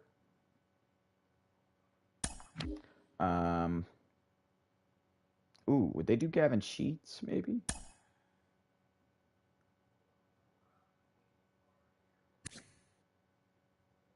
This man could be a great pinch hitter for righties, especially come playoff time. That's kind of what I'm talking about, honestly. I'm not mad at this deal. Would y'all do this deal? We get 2 relief guys that are pretty good from Chicago. And Garrett Crochet, I mean, they're 2 best bullpen arms. Garrett Crochet, Reynaldo Lopez, and we get their current starting first baseman in Gavin Sheets, and he's not even going to be starting. I think this is a good deal. Take Reynaldo off and bring in the young second baseman. Triantos? We don't really need Triantos. And he's only got C potential. We don't need Triantos and Gavin Sheets. If anything, as I said, we have the 19th ranked bullpen in the league. Everything else is like near tops.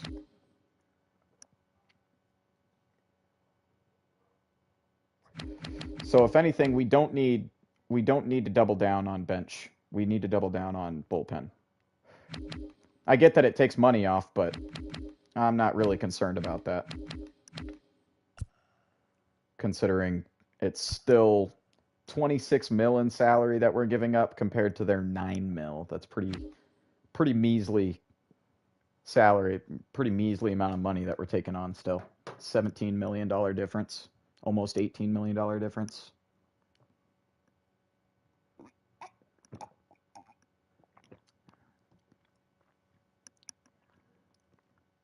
And I think all of these guys are on expiring deals, Crochet, Lopez, and Gavin Sheets. So even if we don't want any of them back, we don't necessarily have to bring all of them back.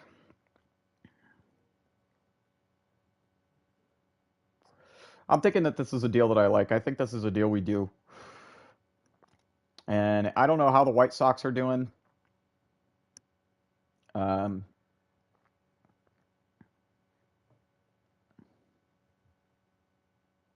Sheets isn't what? Oh, on a 1-year deal? Well, that's even better. Yes, he is. I mean, he's still got arbitration. But that's even better if we can keep Sheets for longer. We don't necessarily have to, though. I mean, again, Gavin Sheets isn't the main draw of this deal. It's Garrett Crochet. We were trying to find a way, because all those trade suggestions, they were throwing up a lot of money in return for Aaron Nola. So I was a little bit worried that we weren't going to be able to get a deal even this cheap to go through. Because a lot of teams didn't seem to want to take on Aaron Nola's deal unless it was met with them giving up a fat deal of their own as well. Or a couple fat deals. For example, that Shohei trade. Or the Trey Turner deal. Or the Seti Mullins and the Romano Rios deal.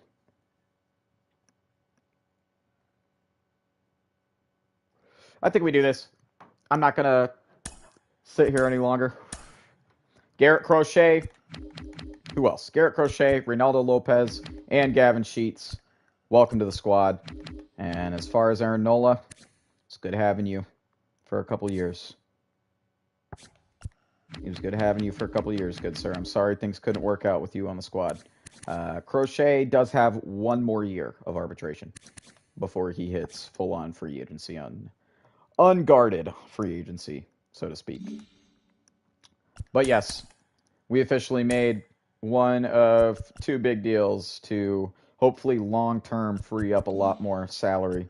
Again, I don't know how much that's going to free up right now, so don't be surprised if we go into the deal here and we can't offer a lot, but it did free up like a good 12 mil. That's got me thinking that maybe we should trade Aaron Judge right now too. That's got me thinking maybe we should trade Judge right now too. Because that did end up freeing up a fair chunk of change for our pocketbook. Trade Judge now? Yeah, I kind of agree. Let's do the same thing with Aaron, and let's see what type of offers we could field from trade suggestions. It's taking a minute to find them. They really want to give up Romano Rios. Wow. How bad is Michael Conforto's deal? Colton Cowser's interesting, and that salary dump is really interesting, but they're not offering a relief guy.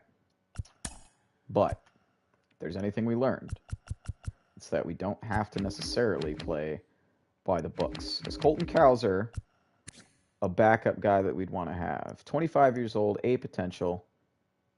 Definitely hits better against righties. He's really good defensively. Wow. He has borderline. With those defensive ratings, he could start in the outfield for us with the defensive ratings alone. He has better defensive ratings than some of our current outfielders.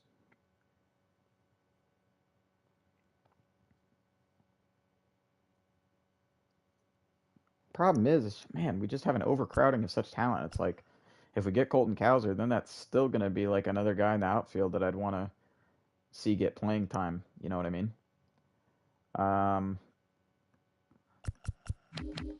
But if we were to take off Vavra and we were to take off Pedro Arnez, maybe, for now, and we were to look at their relief, do they have anything intriguing? No, they don't.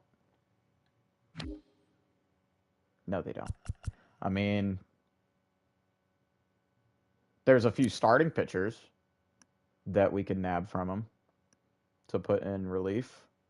Some guys that honestly could eventually make their way into our future pitching rotation. Angel Esposito, Brady Sandoval, Alexi Francisco. All of these guys are guys that could potentially play roles not only in our bullpen, but in potential future plans. Although, I don't know. I mean, this is literally the first team in the Orioles. Let's see what other trade suggestions we can field for Mr. Judge. Let's not get hung up too much on the first team that offers us something. Because there's a way that we could maybe get Nick York. Another really good young guy. Davey Garcia and Michael King. Okay, now wait up. Or if there's a way that we could get... If there's a way that we could potentially get like a combination of... I don't know, Davey's good, but we don't really need Davey as a starting pitcher. Who do they got in their bullpen? Nothing other than Michael King, really. I mean, he's on a one-year deal. He's a great-ass relief arm. This would be a type of trade that we do need. So what if we take out Mr. Dylan Dingler? Put in Michael King. They're still interested, chat. We could do this deal. Aaron Judge back to the Yankees. That would be funny. I didn't even realize that. Aaron Judge would be going back to the Yankees in exchange for Anthony Volpe and Michael King. That's another potential trade that we could do. I didn't even realize that we'd be sending Judge back to New York. Let's see. What else could we do?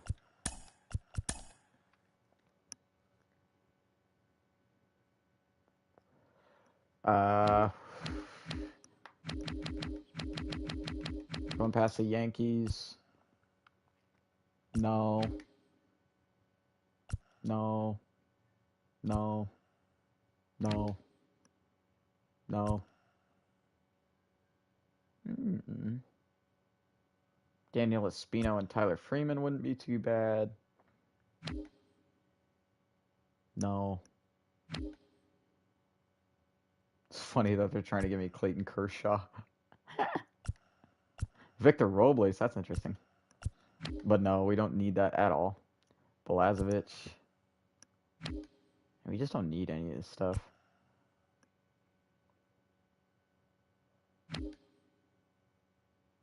Joe Adele's cool, but not at the expense of getting Raisel Iglesias. I mean, Raisel Iglesias, he's 35, but he's still a good closer, I guess. But that's a lot of money. This is even a lot more money. Rendon and David Bodie? Hell no.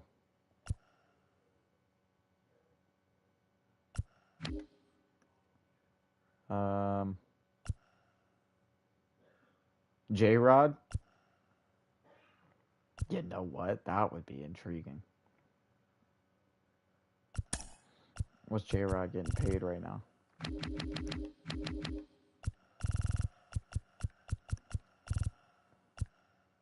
Just a 1 year. He's got arbitration 3 more years. I mean, he certainly isn't like, you know, crazy. He's not crazy. But do they have any like relief guys that would... Andres Munoz, maybe? Maybe this Randall Clem guy?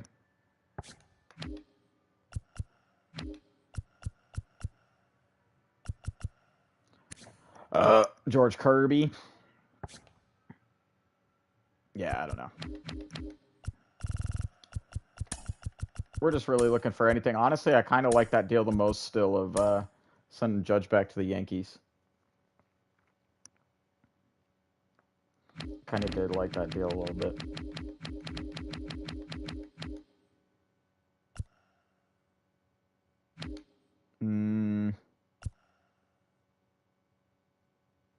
Shea Rosales? We had Shea Rosales in this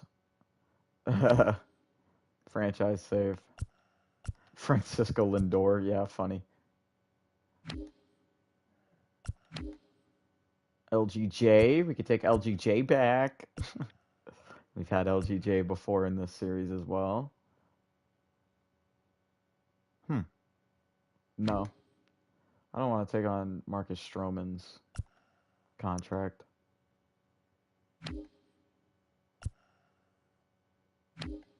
Jacob deGrom, wait, what is his overall now? 76 at 36, jeez. Kind of why we wanted to get rid of Nola. He's probably going to be in the same spot. O'Neal Cruz. No.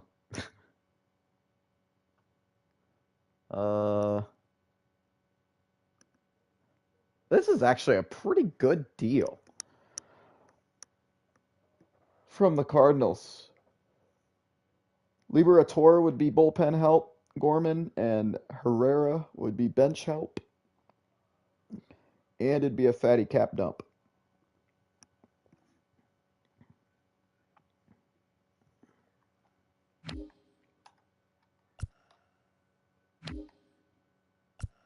Why would our budget still be around the same, though? That doesn't make sense.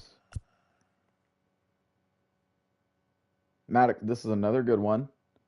Dodgers offering something very similar. Maddox Bruns, Alex De Jesus, and Jose Ramos.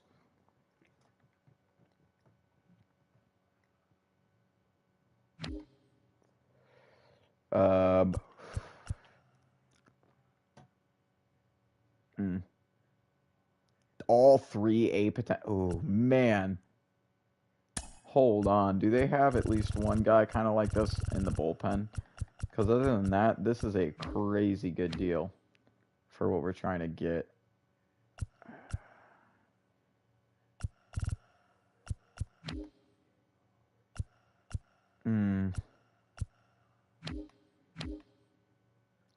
They have Jack Flaherty now, the Padres do. Mackenzie Gore?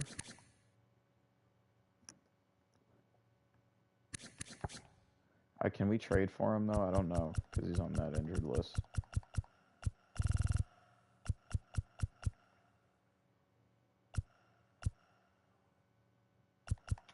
Yo, if we could bring...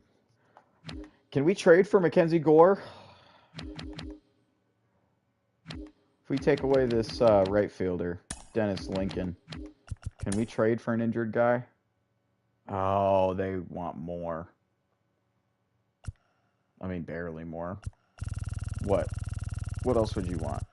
You want to really... You want Antonio Chavez? No. What do you want? What do you want from me? Oh, okay. Danny Hammer is what they want from me.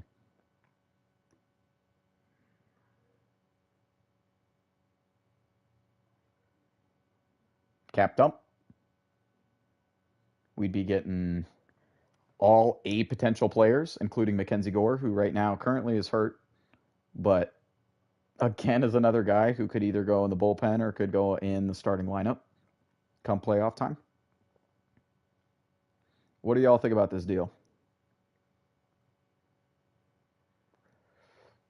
Sending Aaron Judge to the Padres.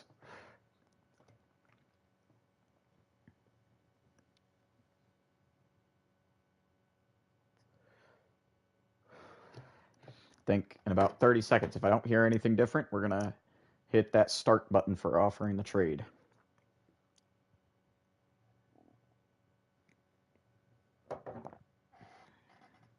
I think this is a great deal. I think it's exactly what we want. And again, we still have a championship caliber squad. All right. Say less. Aaron Judge is now a member of the Padres. Aaron Nola is now a member of the White Sox. And hopefully we have a lot more room for the money. We can, if we want to, offer somewhat of a deal to Jordan. If we want. Or we could wait and bring back some other guys like Adley, Garrett Crochet now, who is up for an extension, Sixto, Mackenzie Gore, Reynaldo Lopez. What do y'all think we should do here with our money, at least for now? I think we might even have the potential to get everything we want, but just not at this moment. So who are we going to lock up first? I mean, Jordan is like the guy, dude. I mean, you look at his stats, you know, contact is there, power is there on both sides. Decent enough outfielder. The only thing that isn't really there is the speed, but I mean, Jordan's young too. Jordan's 27. Adley's the same exact age. Crochet's only 25. Sixto's 26. They're all around the same age. I mean, even Reynaldo and Alex Reyes are 30 or over. Mackenzie Gore's 26. Sheets is 28.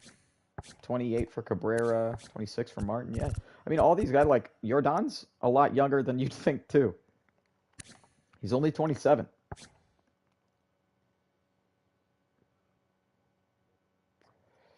We got one vote to bring back Adley.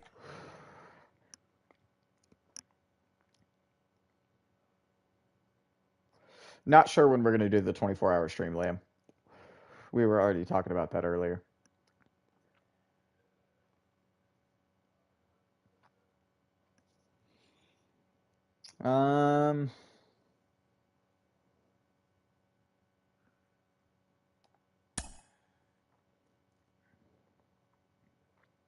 Adley wants 16. We could lower that. He wants a lot. I mean, obviously, he wants a lot less than Jordan.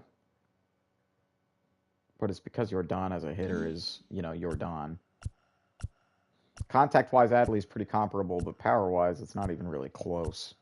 Statistically speaking, at least. Stats-wise, Adley's hit 13 homers. He's hitting 290. Jordan's hitting 270, but he's hit 10 more homers than Adley this year.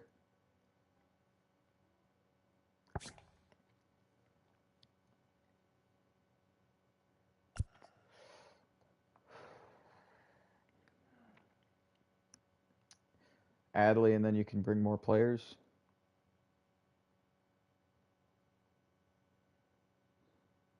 I suppose. I just don't want to lose Alvarez because of it. I just don't want to lose Jordan. But I suppose.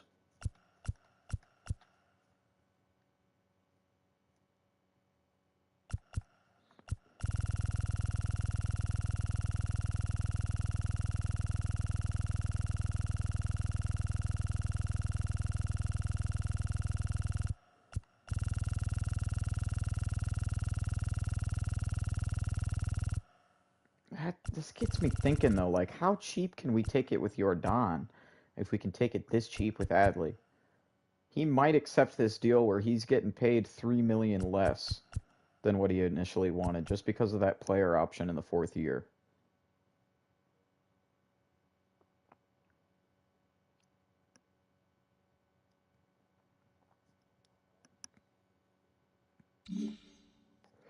I'm still not sold, and we only got 1 vote, so technically if I vote Jordan, then, well, that ties it up.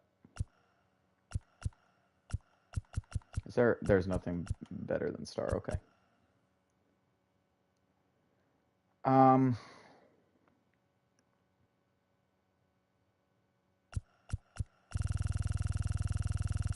Let's try to lower this offer. He's looking for 33.8. We're already below that.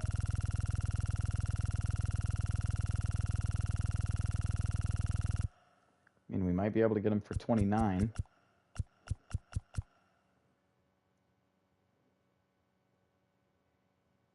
Oh, but our max offer is only 27. So it'd have to be a 3-year with the player option. Or maybe even a 2-year. I don't know. Yeah, it'd be almost impossible to bring back Jordan unless we offer him something like this.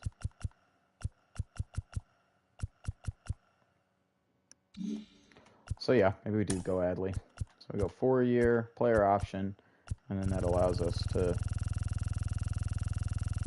decrease it down by a lot.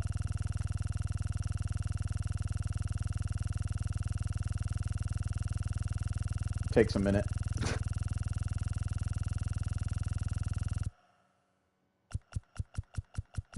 See, will he take 4 for 32? He does. Clutch.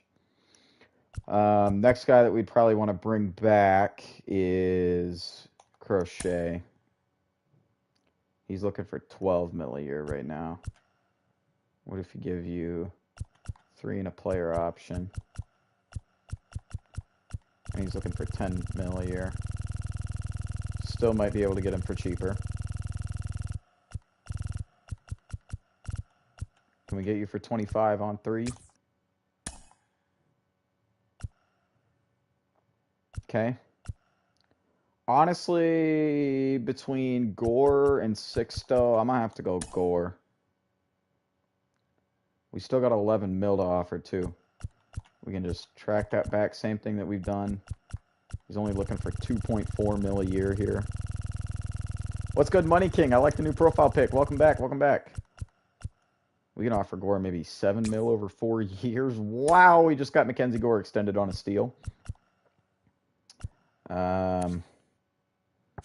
Henry Silva's a guy that I kind of want to bring back. 1.1. Okay, fine. What are you talking about? Whatever. Robert Hassel.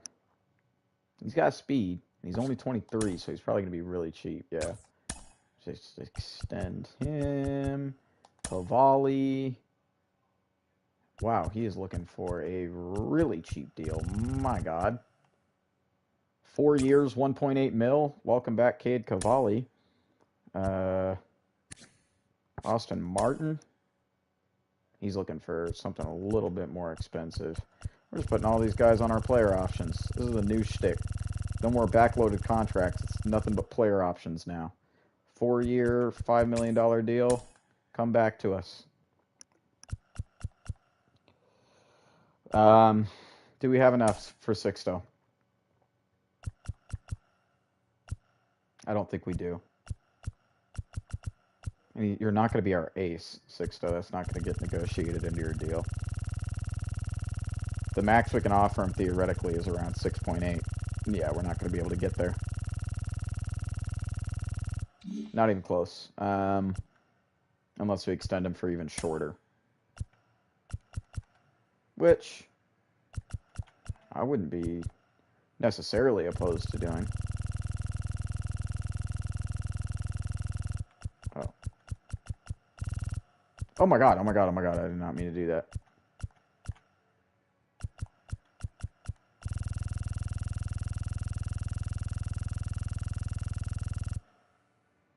Okay, so that would be like the max we could offer him there for 3 years.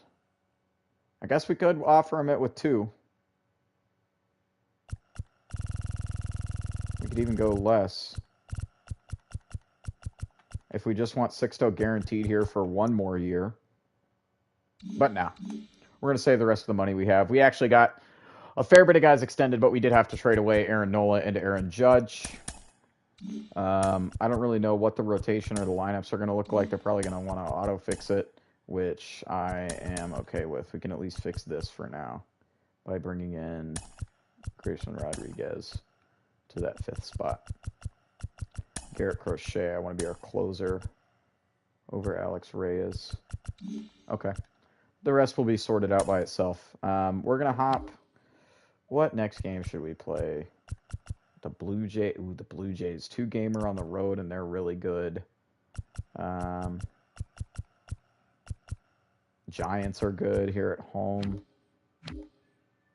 You know what? Yeah, let's go all the way here to the end of next month.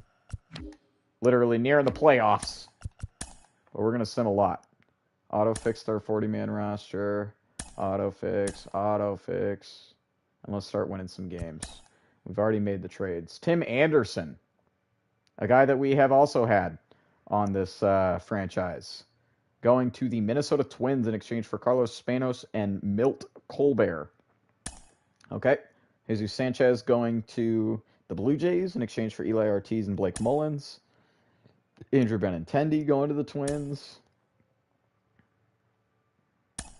We're going to auto-utilize Mackenzie Gore. Oh, yeah, we're winning some games. Still 91-41. We're still a damn good squad. And in this series against the Giants, we got Casey, Sixto, and Grayson going. Grayson's got a 6.6 ERA. Let's go to game 3 here. We already got the win. We already got the series win clutched up. We're now going for the sweep on the 28th.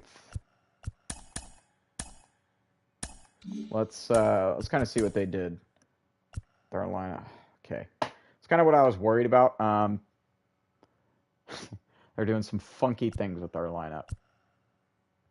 And we only have 1 bench player on our major league roster. Interesting. Howdy, Sakura. Welcome back to the channel. Poggers. So we're going to switch. Oh my god, why is this happening to us?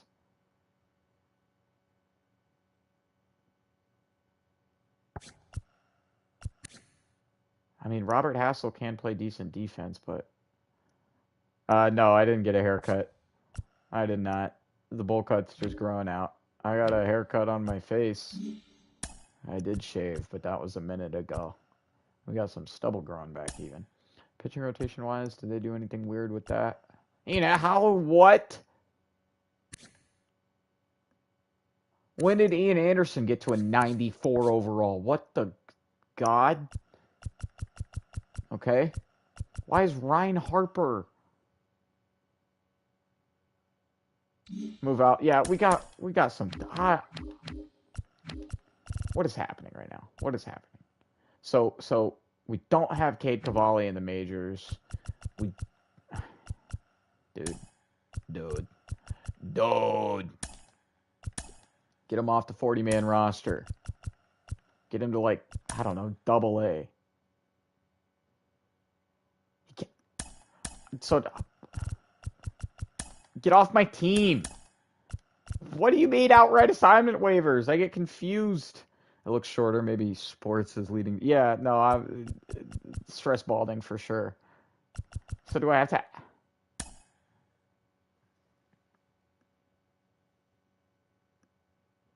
Why is baseball so confusing? Okay, well, he's not on the...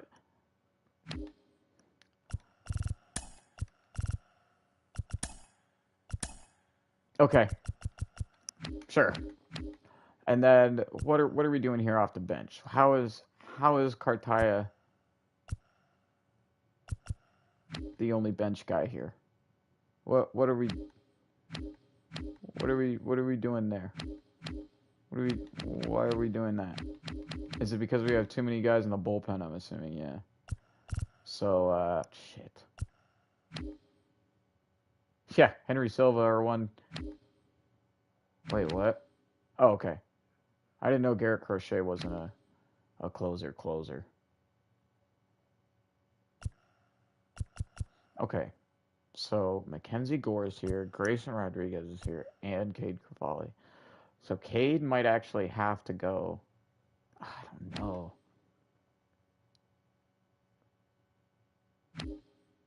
We got an interesting dilemma here. I mean, I guess we'll just make that only change, and then we go to lineups, and I guess we move whoever is best, the best outfielder.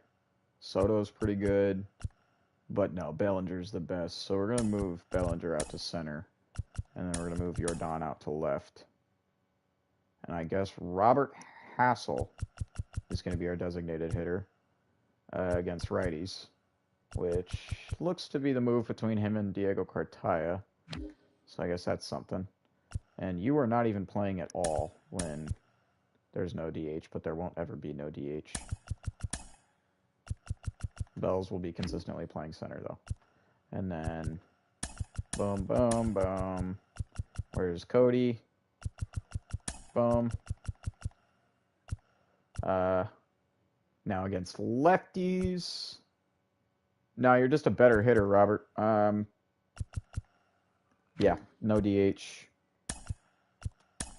No. Yep. There we go. Okay, so I think we got that fixed. Mainly just Cody being out in center. Jordan playing defense in general instead of being our DH. All right, I think that's good.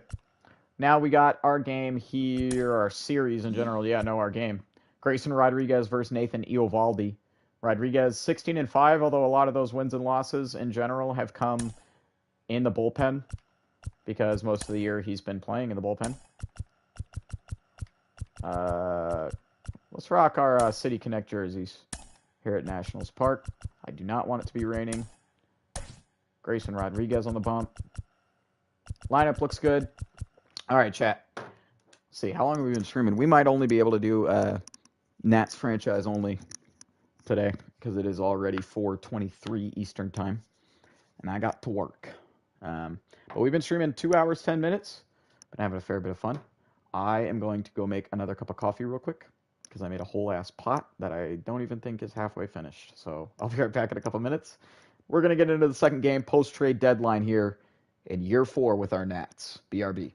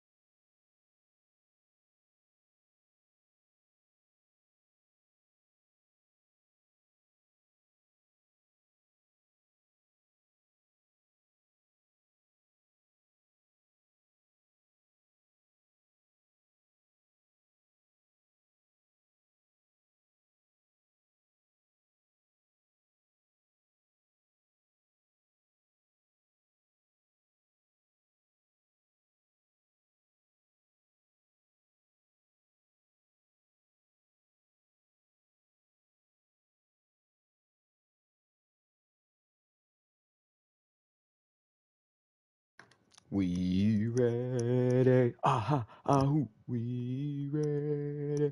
Aha, ahoo. We ready. Aha, ahoo for y'all. Let's get it, chat. Yeah, I think this will be the only thing that unfortunately we'll be able to stream today. We might even have to be doing stuff like, I don't know, I might have to like to kind of work around my schedule so we can get sports stuff in. We might just have to say sorry in advance to y'all that, aren't going to be able to watch some of the stuff live, but we might have to stream some content like late at night, even though I know there won't be as many people watching. Just might have to be what we do for at least a temporary fix so we can still do some streams, or I just got to wake up earlier. I did wake up earlier this morning, and then I fell back asleep. So, anywho, Grayson Rodriguez versus Nathan Eovaldi. Let's freaking get it.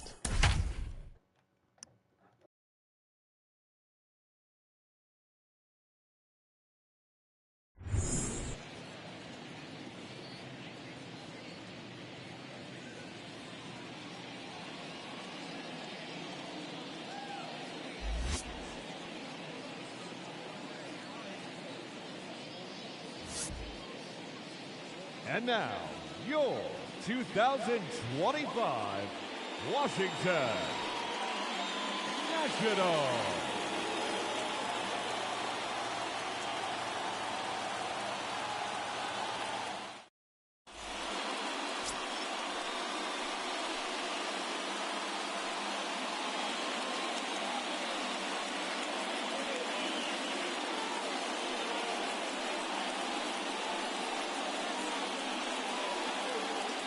There's Grayson Rodriguez. Let me sip of coffee real quick.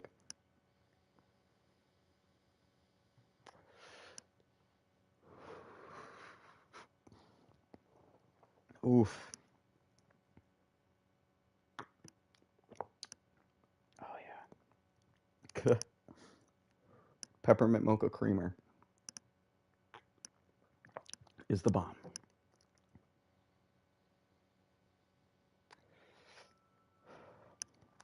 All right, chat, let's get it. Let's get it. Grayson Rodriguez is going to see Victor Reyes to lead off this game at home against the Giants. We'll start off with a 1-1 count. Here's the pitch. Curveball paint in the corner, low and in. Foul tipped by Reyes. Now the 1-2. Chasing that slider, cutting inside. Foul tips it again. Reload it. Good take by Reyes. Outside cut slider.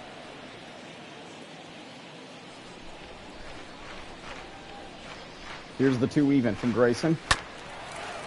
Fastball low and away. Reyes chases it, fouls it off.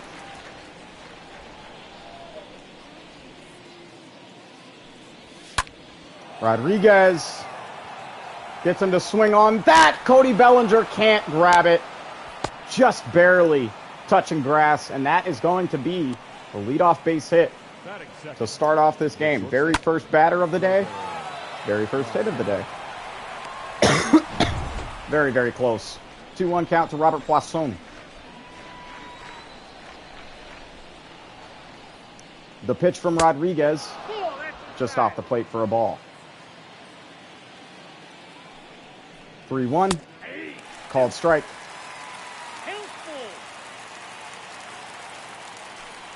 Full count pitch. Right to Grayson Rodriguez. The 1-6 to 3. Double play ball, and our Nats fans love it. Great defensive play, and it all started with our guy on the bump, Mr. Grayson Rodriguez. Number 32, Jesse Winker. Bases cleared. 2 outs now. Jesse Winker in the 3 spot. He's hitting .316, 20 home runs, 56 RBIs on the year. Certainly their best hitter. 1-1 count. He hits against the shift off Otako. That's extra bases. Jordan chasing the ball down in left field, but he's going to have to make a throw to third. Winker easily in there with a 2-out double. The Giants, right off rip, have 2 hits on our Nationals defense and Grayson Rodriguez. 1-1 count now to Rhys Hoskins hitting cleanup. Here's the pitch. Good take, slider too far inside. The 2-1. That fastball, granted 98 miles an hour, it was a heater. Didn't find the zone. 3-1. Called strike, beautiful job by Rodriguez. Count goes full. Here's the pitch. Going for the fastball up and away, fouls it off. Reload the 3-2. Good take by Rhys Hoskins. It's a 2-out walk. Runners on first and second now for the Giants. Lamonte Wade Jr. has a 2-1 count in that 5 spot. And it's not Lamonte, pardon me. Just Lamont. As Wade will foul off the elevated fastball. Now 2-2. Good take, curveball just a bit too far inside. Rodriguez in a tough spot, full count pitch. Slider at the knees, foul tipped. Already 25 pitches in. Got him whiffing through that one though, up and in. See you later, Lamont Wade Jr. Not the most ideal start for Rodriguez, but he keeps it clean on the scoreboard. Strikeout to end the side. Giants score 2 hits in the top of the first, but can't get any runs out of it. Good stuff. Flip side of the ball now. Nathan Eovaldi will be on the bump for the San Francisco Giants. 13-7, 2.6 ERA with a 1.06 whip and 144 strikeouts. That's a really good year, especially with that ERA. Bobby Witt Jr. has hit 18 homers, a career high for him. Eovaldi's a 5-pitch repertoire guy. He can hit triple digits with the 4-seam. He's got a cutter, splitter, slider, and a curveball as well. Here's the 3-1 pitch. Damn it. Good timing. Borderline center cut fastball, but it's going to be an infield fly out to first base for BWJ. Rhys Hoskins fielding it, and that's 1 out. Batting second, the designated hitter, DH and new man, repping the Washington Nats uniform, Robert Hassel. This will be the first at bat that we'll see him taken here. 2-1 count, 1 out, none on. Another center cut pitch and another infield fly for back-to-back Nats batters. That'll be 2 outs, unfortunately. Not ideal. Face of the franchise, though, who's now hitting .311 on the year, Juan Soto. He's got a 1-1 count. He's a madman for even going there. He's even more of a madman for somehow getting contact on that curveball. We've got to protect now, 1-2. Well, that one just almost straight up hit Soto, giving Nathan Eovaldi a dirty look. Here's the 2-even pitch. Soto, way too early on that slider and on the hands. Rips that into foul territory. Reload the 2-even. And that one does peg Soto right on the cheek. The right butt kiss. Now we got Jordan up. 1-1 count. 1 on, 2 outs.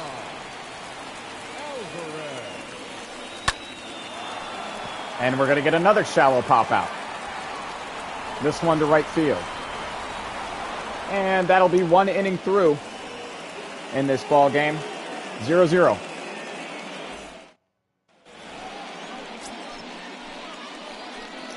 Hunter Renfroe leading off. Really having not the best year. At least he's having a better month of August than July, because July was just woof. 1-1 count to him. Rodriguez's 29th pitch. Going to be fouled off. Outside cut slider. Potential payoff, here it is. Good take by Renfroe. Fastball just off the plate. Patrick Johnson, by the way, is the home plate umpire. See if he'll chase here. The 2-even pitch. Ooh, he almost did. Good pitch by Rodriguez. Better take by Renfroe. We got a full count. Let's challenge him here. Upstairs. In on the hands. Striking out Hunter Renfroe. See you later. Thank you, Grayson Rodriguez. Batting 7. What a great pitch on the full count. 1-1 count now to Max Stassi. The pitch from Grayson. Fastball at the knees. Got him froze up. Called strike. See if we can chase him. Got him to chase. Little blooper right to short. Bobby Witt Jr. easily able to field it. That's 2 down. 2-1 count to Adrian Placencia. In the the 8 spot. He's hitting 239. Oh, wow. What a shot to Big Meat Schmeat Pete. Whatever you want to call him. Big. With a big-time catch. Nice glove, Pete. He's due up as well. Not leading off, but he's the second batter due up. Hair's doing a weird thing. Just don't pay attention to my ugly mug. Rafael Devers leading off the bottom of the frame with a 1-1 count.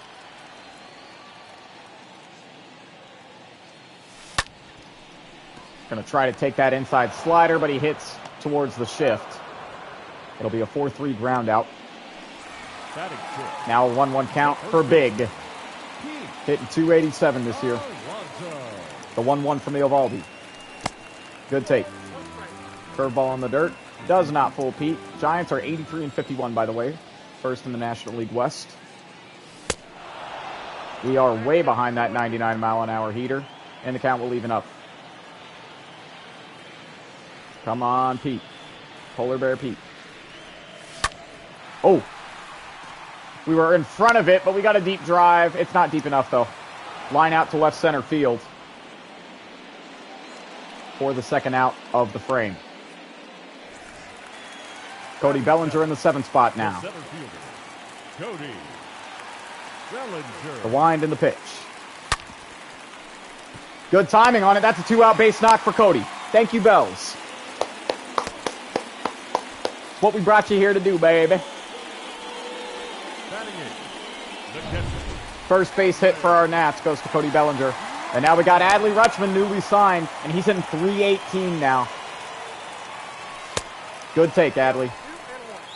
Count will go 2-1 after that. We need to get him a new bat. We've been saying that for like 10 frickin' episodes now. Oof. It's a great splitter ball thrown by Eovaldi there. Adley's got a 400 on-base percentage, top 10 in the National League. Little blooper out to center field. Is that going to drop? Nope. Unfortunately not. Good field by the Giants center fielder. On to the top of the 3rd. Well, Donnie Baldwin in the 9th spot will lead off. He's got a 2-1 count right now to Grayson. Here's the 42nd pitch of the day for Rodriguez. Called strike, got him froze. Baldwin was signed out of the Dominican Republic. A lot of talent we've mentioned a lot of times coming out of that area. Out of that country. The 2-2. Oh, got him froze up. What an even more beautiful pitch by Mr. Grayson Rodriguez. Curveball painting the corner low and in. We got a 1-1 count now to Victor Reyes. 1-for-1. Man that hit the very first hit of today's game. Pitch to him. Uh-oh. That was as center cut as that changeup could be. But Bellinger's got it at warning track. Out in center field. That's 2 outs. Thank you, thank you. Grayson, just don't do that again. 2-1 count with 2 outs now to Robert Poisson. Wind in the throw. Good take. Not going at the slider. Just as we were mentioning, a lot of talent coming out of the Dominican Republic. I did not know Poisson also came out of there. No, that's it. Ball 4. And that's going to be a 2-out walk to him. We're bringing up Jesse Winker. Watch for that steal situation. The 1-1 to Winker. Called strike. Beautiful change-up ball there. Exactly where we wanted it. Can we get him to chase with the curve? Yes, we can.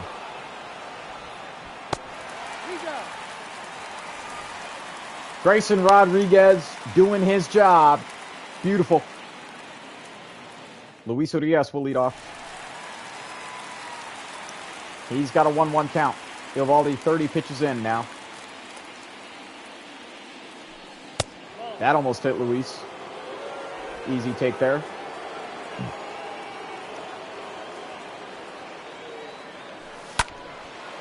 Urias going to swing late at that elevated fastball. He'll go out of play into foul territory off the first base line. Even the count up at 2. Here's the wind and the throw.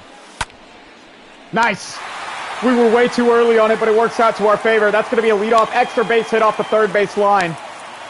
A stand-up double for Luis Urias. Dubs for our Dubs. His 25th double on the year. Thank you, Mr. Luis.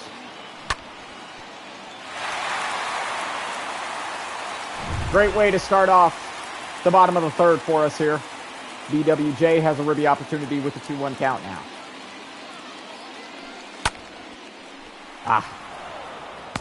Well, at least advance Luis to third base, but that's going to be a pretty routine ground out for Bobby. He's going to go 0 for 2 in today's game. And we got Robert Hassel up. 2-1 count for the DH.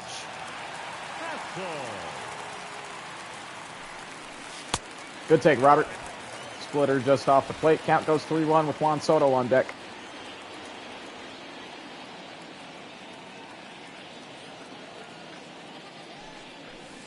And we're going to have a 1-out walk. Curveball way off the plate for Eovaldi. Now you're bringing up the face of the franchise.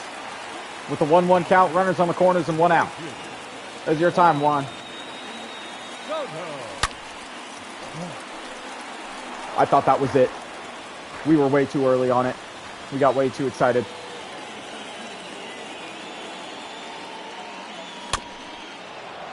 Good job at least staying alive. Shouldn't have swung at that pitch, though. Reload the 1-2.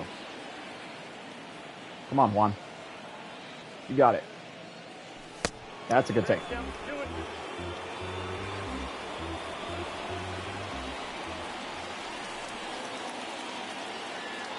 Pitch from Eovaldi. Here it comes. Back-to-back pitches off the plate. Soto shuffle ensues. Jordan on deck. Full count pinch to Soto. Here it comes. It's probably better for Nathan to pitch out. Bases juice, though. I'm not so sure for Jordan Alvarez. Come on, baby.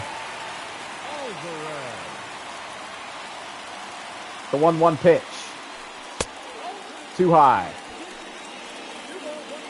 Hey, welcome back to the channel, D-Pies. Hope you're having a good Monday.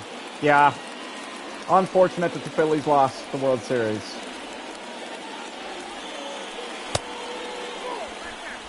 Three-1 count, Rafael Devers. Rafi rakes.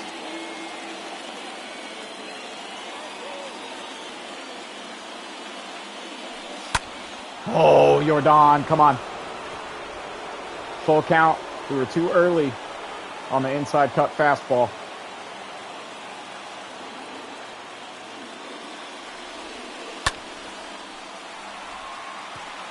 Fastball up and away. We're going to tag a runner up. The throw home is off the plate. We score the first run. The sac fly RBI for Jordan Alvarez. Luis Urias scoring from third. 2 outs, 2 runners still on. Rafael Devers up. He's got a 1-1 count. Come on, baby. Yikes. There's our kryptonite pitch. That was a nasty slider. Now we really got to protect.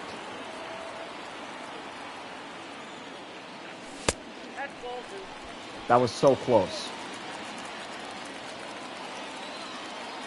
My eye itches.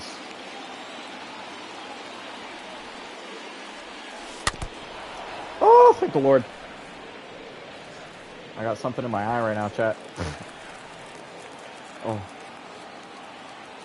Not the most opportune time for this to happen. At least we're fighting off pitches we should not be swinging at with Rafael Devers. 2-2 gets reloaded for the third time. Good take. Polar Bear Pete on deck with 37 homers already. Not already, it's kind of late stages of the year. Oh, baby!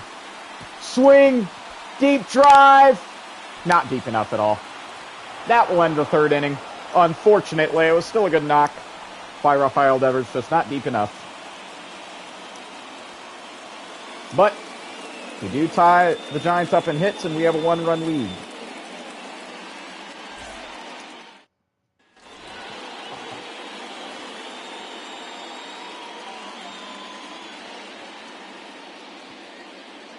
Oh, oops. Didn't realize my internet has been on for my phone the whole time. Normally we don't have that on.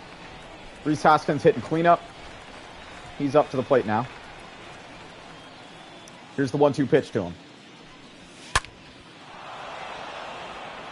Hoskins has a leadoff base hit out into right field. Okay. It's not the worst thing. Now batting, the designated hitter. That was a good hit. Not a bad pitch by Grayson. Lamont Wade Jr. up. That was a pretty bad pitch. Did not want the changeup hung that much. Luckily, it's strike 2. That's going to be broken bat.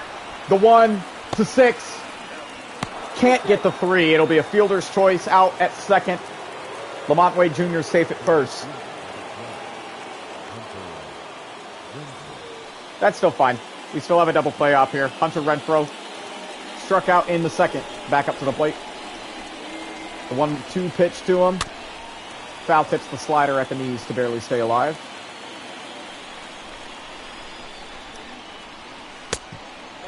Fastball off the plate for Rodriguez. Good take by Renfroe.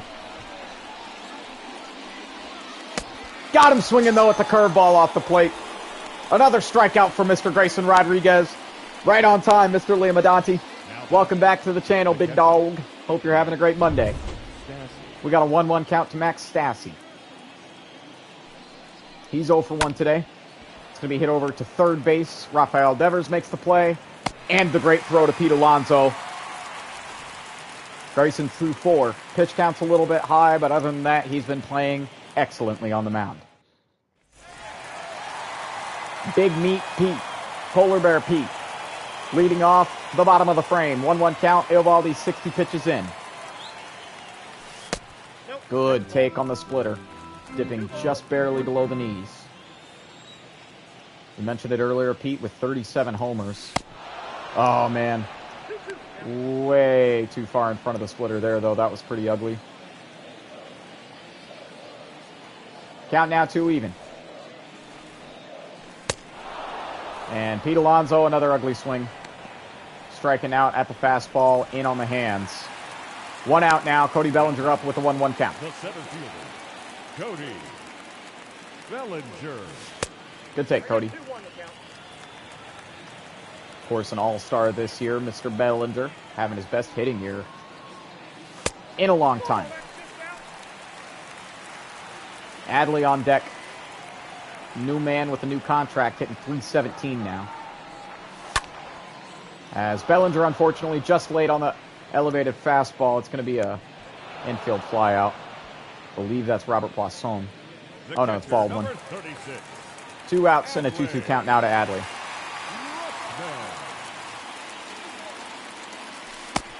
And Adley, an ugly swing on that splitter. Eovaldi has a really nice 1-2-3 inning. We're going to start warming up the bullpen here. We'll warm up. Yeah, we'll warm up Mackenzie Gore and Reynaldo Lopez in the bullpen.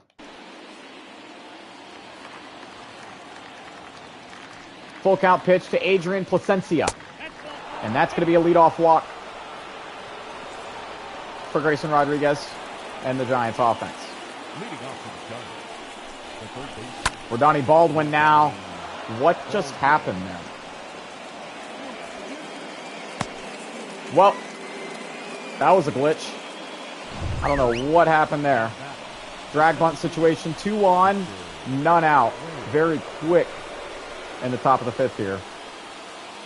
The 1-1 pitch to leadoff man Victor Reyes. Called strike. Good pitch, Rodriguez. We need a double play right here.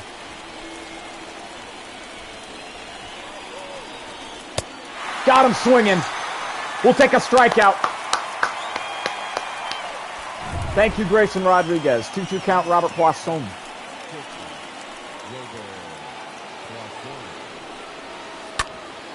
Nice. Exactly what we wanted. Rolling him over into a double play. Beautiful job by our defense helping out Grayson Rodriguez. The 3, sorry, to 6. Back to 3. 3-6-3 double play. In the 9 spot, Luis Urias already has a double in today's game. He's got a 1-1 count to lead off the bottom of the 5th. Great curveball pitch. We were way too far out in front of it. Dinelson Lamet and Landon Knack in the Giants bullpen warming up. Here's the 1-2 to Urias. My fault, to say the very least. As you can tell based on that timing. 1-1 count with 1 out now to Bobby Witt. Oh. Got a hold of it. Good timing, but routine line out to right field. Renfroe didn't even have to really move that much. 1-1 count now to Robert Hassel with 2 outs.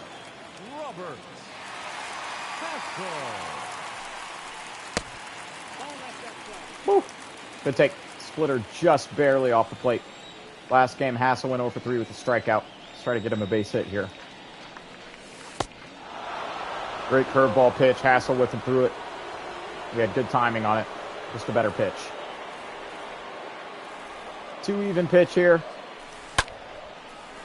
Hassel does get the barrel on it, but it'll be a line out to right center field. 5 innings through, Nats still hold a 1-0 lead. Jesse Winker leading off with a 2-2 count. Oh no, we messed up the pulse. That's not good. Could have been worse. Full count now. I honestly don't know what button I clicked. I forgot. It was a slider, and it's off the plate. Lead-off walk. Rhys Hoskins now up with the 1-1 count. The pitch to him. Called strike. Good job, Grayson. Count is 1-2. The 1-2. Curveball foul tipped.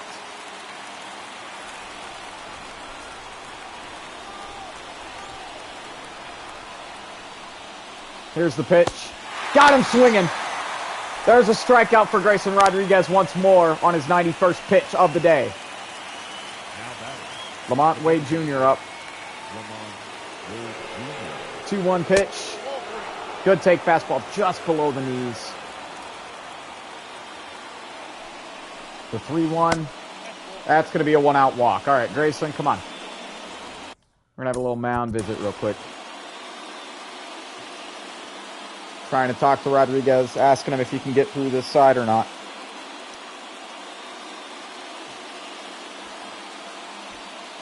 A double play ball right here is crucial.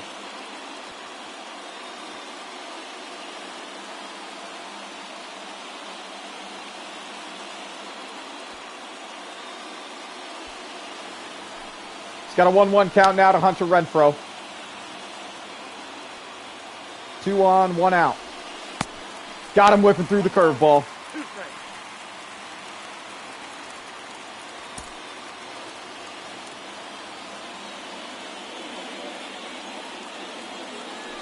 The 1-2. Got him.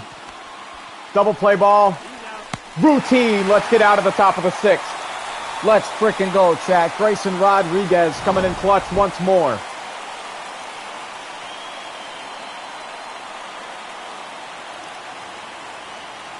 Giants 2 hits ahead of us, but we still have a 1-run lead. Juan Soto leading off with the full count. Eovaldi about to throw his 87th pitch of the day. Here it is. Oh, center cut fastball. You are... Actually, it was a cutter. It looked like a center cut fastball because we were early on it. I was going to say, you are wild for that one. That's into fair territory. Damn, if only we weren't early on it. I thought we waited enough. We were just early. It'll be a 3-1 ground out for Soto. 1 out, and now a 2-2 count for Yordan Alvarez. Same exact thing. Damn. Rafael Devers up. At least he's ahead with the 2-1 count here. Good pitch, never mind. Of course, we acquired him via trade from the Red Sox now 2 years ago. And Rafi is going to do the exact same thing. Oh my lord. All 3 hits. To their first baseman, dude. It's crazy. Let's see. Lefty. Right. We're bringing in Reynaldo Lopez. Mackenzie Gore, officially done for the day. And we're gonna sit Mackenzie. I don't think he'll be seeing the mound today.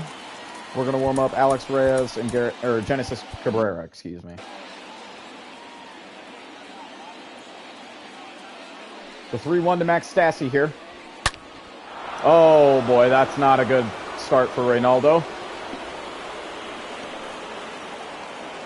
Soto making the throw from warning track territory. It's going to be a leadoff double for Mr. Max Stassi. His 11th on the year. That wasn't even a bad pitch. Just a better hit. Licencia up now. Good take on that curveball. Count goes 2-1. Called strike. Good pitch from Lopez.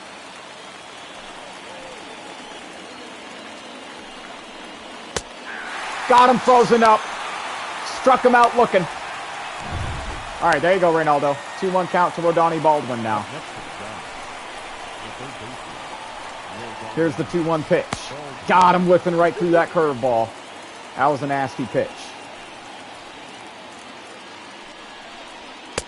Got him frozen. Back-to-back strikeouts for Reynaldo Lopez. 1-1 count now to Victor Reyes. Good take by Reyes there. 2 balls, 1 strike. Throwing him a challenge pitch, and he's whipping through it. We got a 2-even count now. See if he chases here. Nope. Good take. Full count pitch. Nice little tapper. Pete flipping it to Reynaldo. It was a bang-bang play, but we're going into the 7th inning stretch. Just barely with a 1-run lead.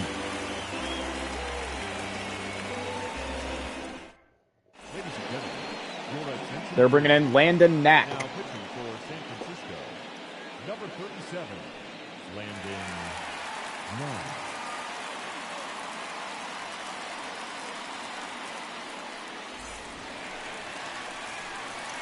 Pete Alonso in the 6th spot will be leading off the bottom of the 7th. Nats up 1-0. And Alonso's got a 1-2 count. Knack throws a 4-seam slider, curveball, and a changeup. Here's the pitch. Curve in the dirt. Good take by Pete. Giants now have Anthony Kay and Zach Little warming up in their bullpen.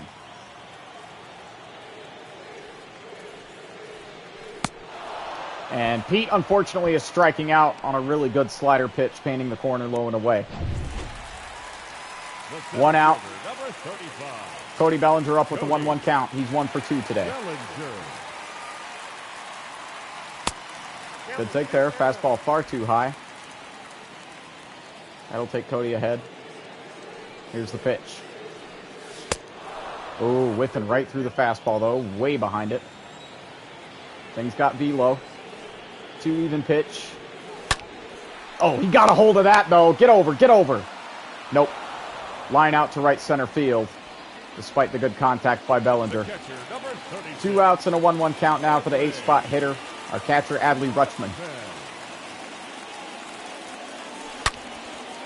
Nice. That's going to be extras. Maybe. Nope. It won't be extras. Just a 2-out base hit for Mr. Adley Rutschman. Thank you, sir. That might have been his first hit of the day. Now a 1-1 count to Luis Urias.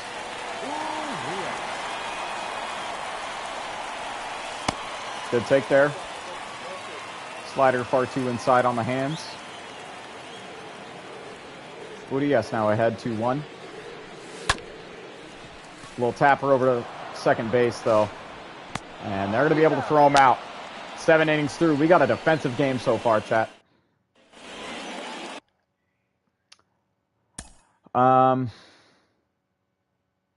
Let's see. We got Lopez on there, who's a righty. Yeah, we might need to switch that up. We're going to bring in Genesis. And then we're going to warm up Garrett Crochet. Number 92, Genesis. 2-2 count to Poisson. Little tapper to third base. Devers able to field it. We got 1 out.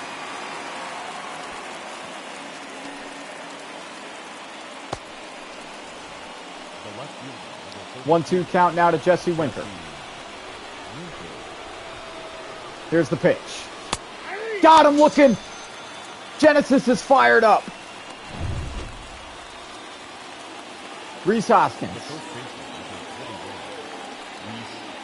The 1-1 pitch. Too low. We got 40,666 precisely in attendance here at Nationals Park in Washington, D.C. Hoskins going to rip that one foul. That'll keep a called second strike. Potential payoff for Genesis. Circle change off the plate. Count goes full. Lamont Wade Jr. on deck. Full count pitch. Ripped right to Rafi. He fumbles it, but he makes a great throw. 1-2-3 inning for Genesis in our defense. Beautiful. They're bringing on Anthony Kay here in the bottom of the frame. Bobby Witt Jr., our leadoff man, is 0 for 3 today. Lefty Anthony Kay's got a 5-pitch repertoire, 4-seam, slider, curveball, cutter, and a circle change. Here's the pitch. Up and away on the fastball. Witt's way behind it. Count now 1-2. Hey, what's good, PJ? Welcome back to the channel, good sir. Hope you're having a great Monday. Witt does get contact on that despite being late on it. It'll be a shallow routine fly out to right center field. That's 1. 1-1 count to DH Robert Hassel. Walked in the third. Other than that, he's 0 for 2.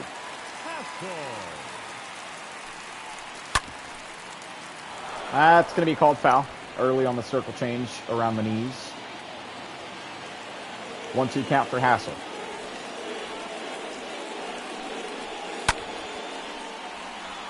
A little early on it. Little blooper. That's going to drop, though. It's going to be a 1-out single for our DH.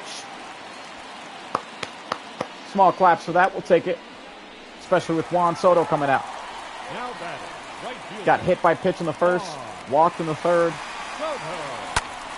He needs a base hit and wants one. He's not going to get one, though. But he's safe at first. Full count now to Yordan Alvarez. Scored the only run for us on that sac fly RBI, scoring in Luis Urias. Full count here. Oh, yes! Yordan Alvarez! This is why we wanted to bring him back. See you later. That's in the upper deck out in center field.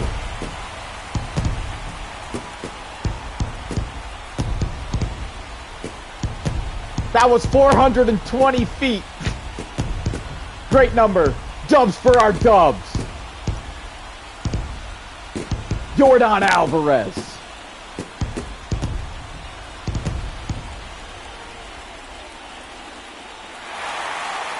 Finally, there's an offensive highlight for our Nationals in this game. What's good, Kobe? Coming right in after Yordan Alvarez hit a frickin' upper decker out to right center field. Rafael Devers now up with 2 outs and a 1-1 count. That Chiefs-Titans game was very interesting last night. We haven't talked much about Football Sunday today.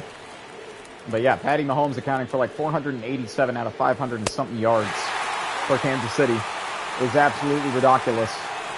We got a 3-1 count now with Polar Bear Pete on deck. Now a 3-0 lead thanks to Jordan.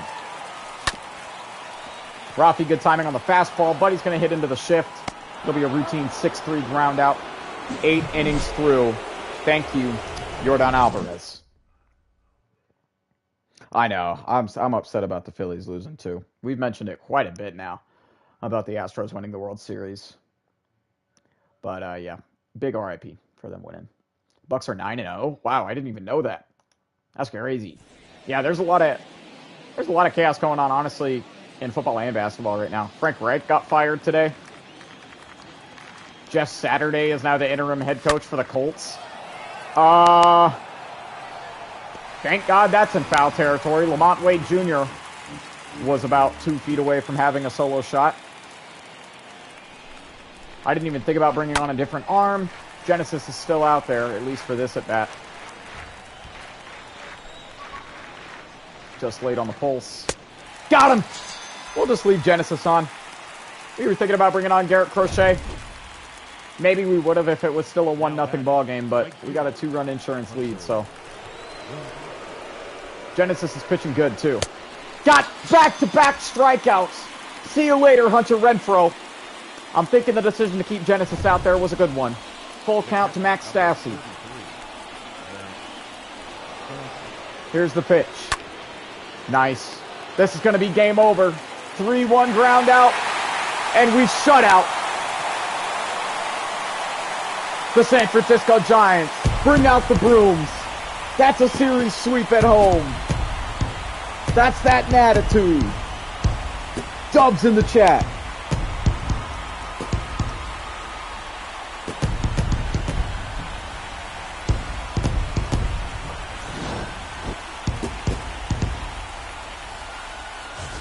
Mostly defensive ball game. Jordan Alvarez scored all the runs. He's going to win player of the game, no doubt about it. The sac fly right there, that was one. And then that 2-run no doubt shot. That was 2 and 3. That's why we want to bring Jordan back.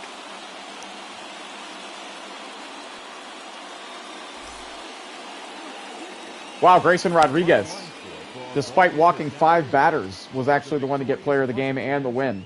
7 strikeouts, no earned runs, 4 hits given up, and 6 innings pitched. It was a good day. I just certainly thought Jordan would win it for scoring all of our runs on offense, but guess not. Cool. And I guess I got disconnected online, so I didn't get any rewards for the dub. Okay.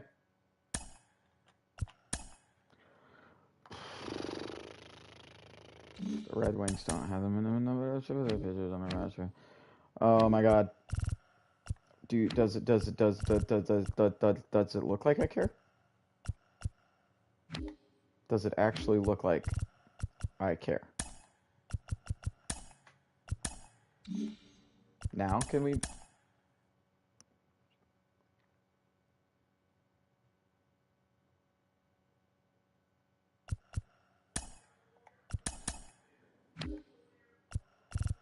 They're basically telling us to send Cade Cavalli down, aren't they? If only we could send this idiot. Oh my God. Oh my God. Do we have anyone in single A? No, of course we don't. Fine. Fine. Fine. Fine. Fine. Fine. You know what? You get your way. You get your stupid frickin' way. Stupid game. You stupid game. There. Will you frickin' let me move on? Thank you. Guess Cade Cavalli can't be in the majors because we have too many good pitchers. All right, chat. Well, we're still first ranked despite those trades, giving up Aaron Nola and Aaron Judge. Uh-oh. We got the overlay glitching, but it's all good because we are about to end this episode We've been streaming almost 3 hours, though. Shouts out to the 4 people we currently got in chat. I'm going to shout out some individual chatters real quickly. We got PJ's World, Kobe, Liamadante, D-Pies, Sakura, Andrew Ford, Money King, Liam Wolf, Ace 5461, Intrigue Fish, Fall Guys, David Beck, Juice, um, it was Juice and Intrigue and Andrew for a while. Baseball Kid 7899, Lord West, Lamar Prod, Adrian Carter, Clara Murphy, Jamal. And that's it. All right, y'all. Well, shouts out. You guys are the goats if you tuned in. We might actually try to stream something real quick. It just might not be, as much of a lengthy episode as this one. It won't be like 3 hours long. But we may try to stream something real quick. Not sure what. We're either probably going to stay on the show or we're going to go play 2K for a little bit. Um, so, let me save and maybe try to just decide right now. If y'all have any suggestions between those two games on what we should stream next, you can certainly let me know. If there's anything y'all want to see in particular.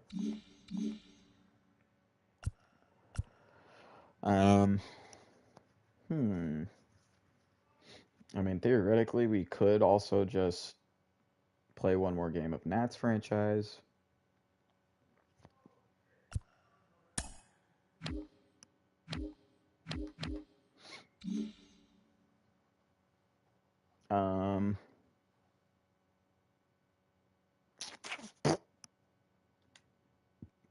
It's 2:13 right now.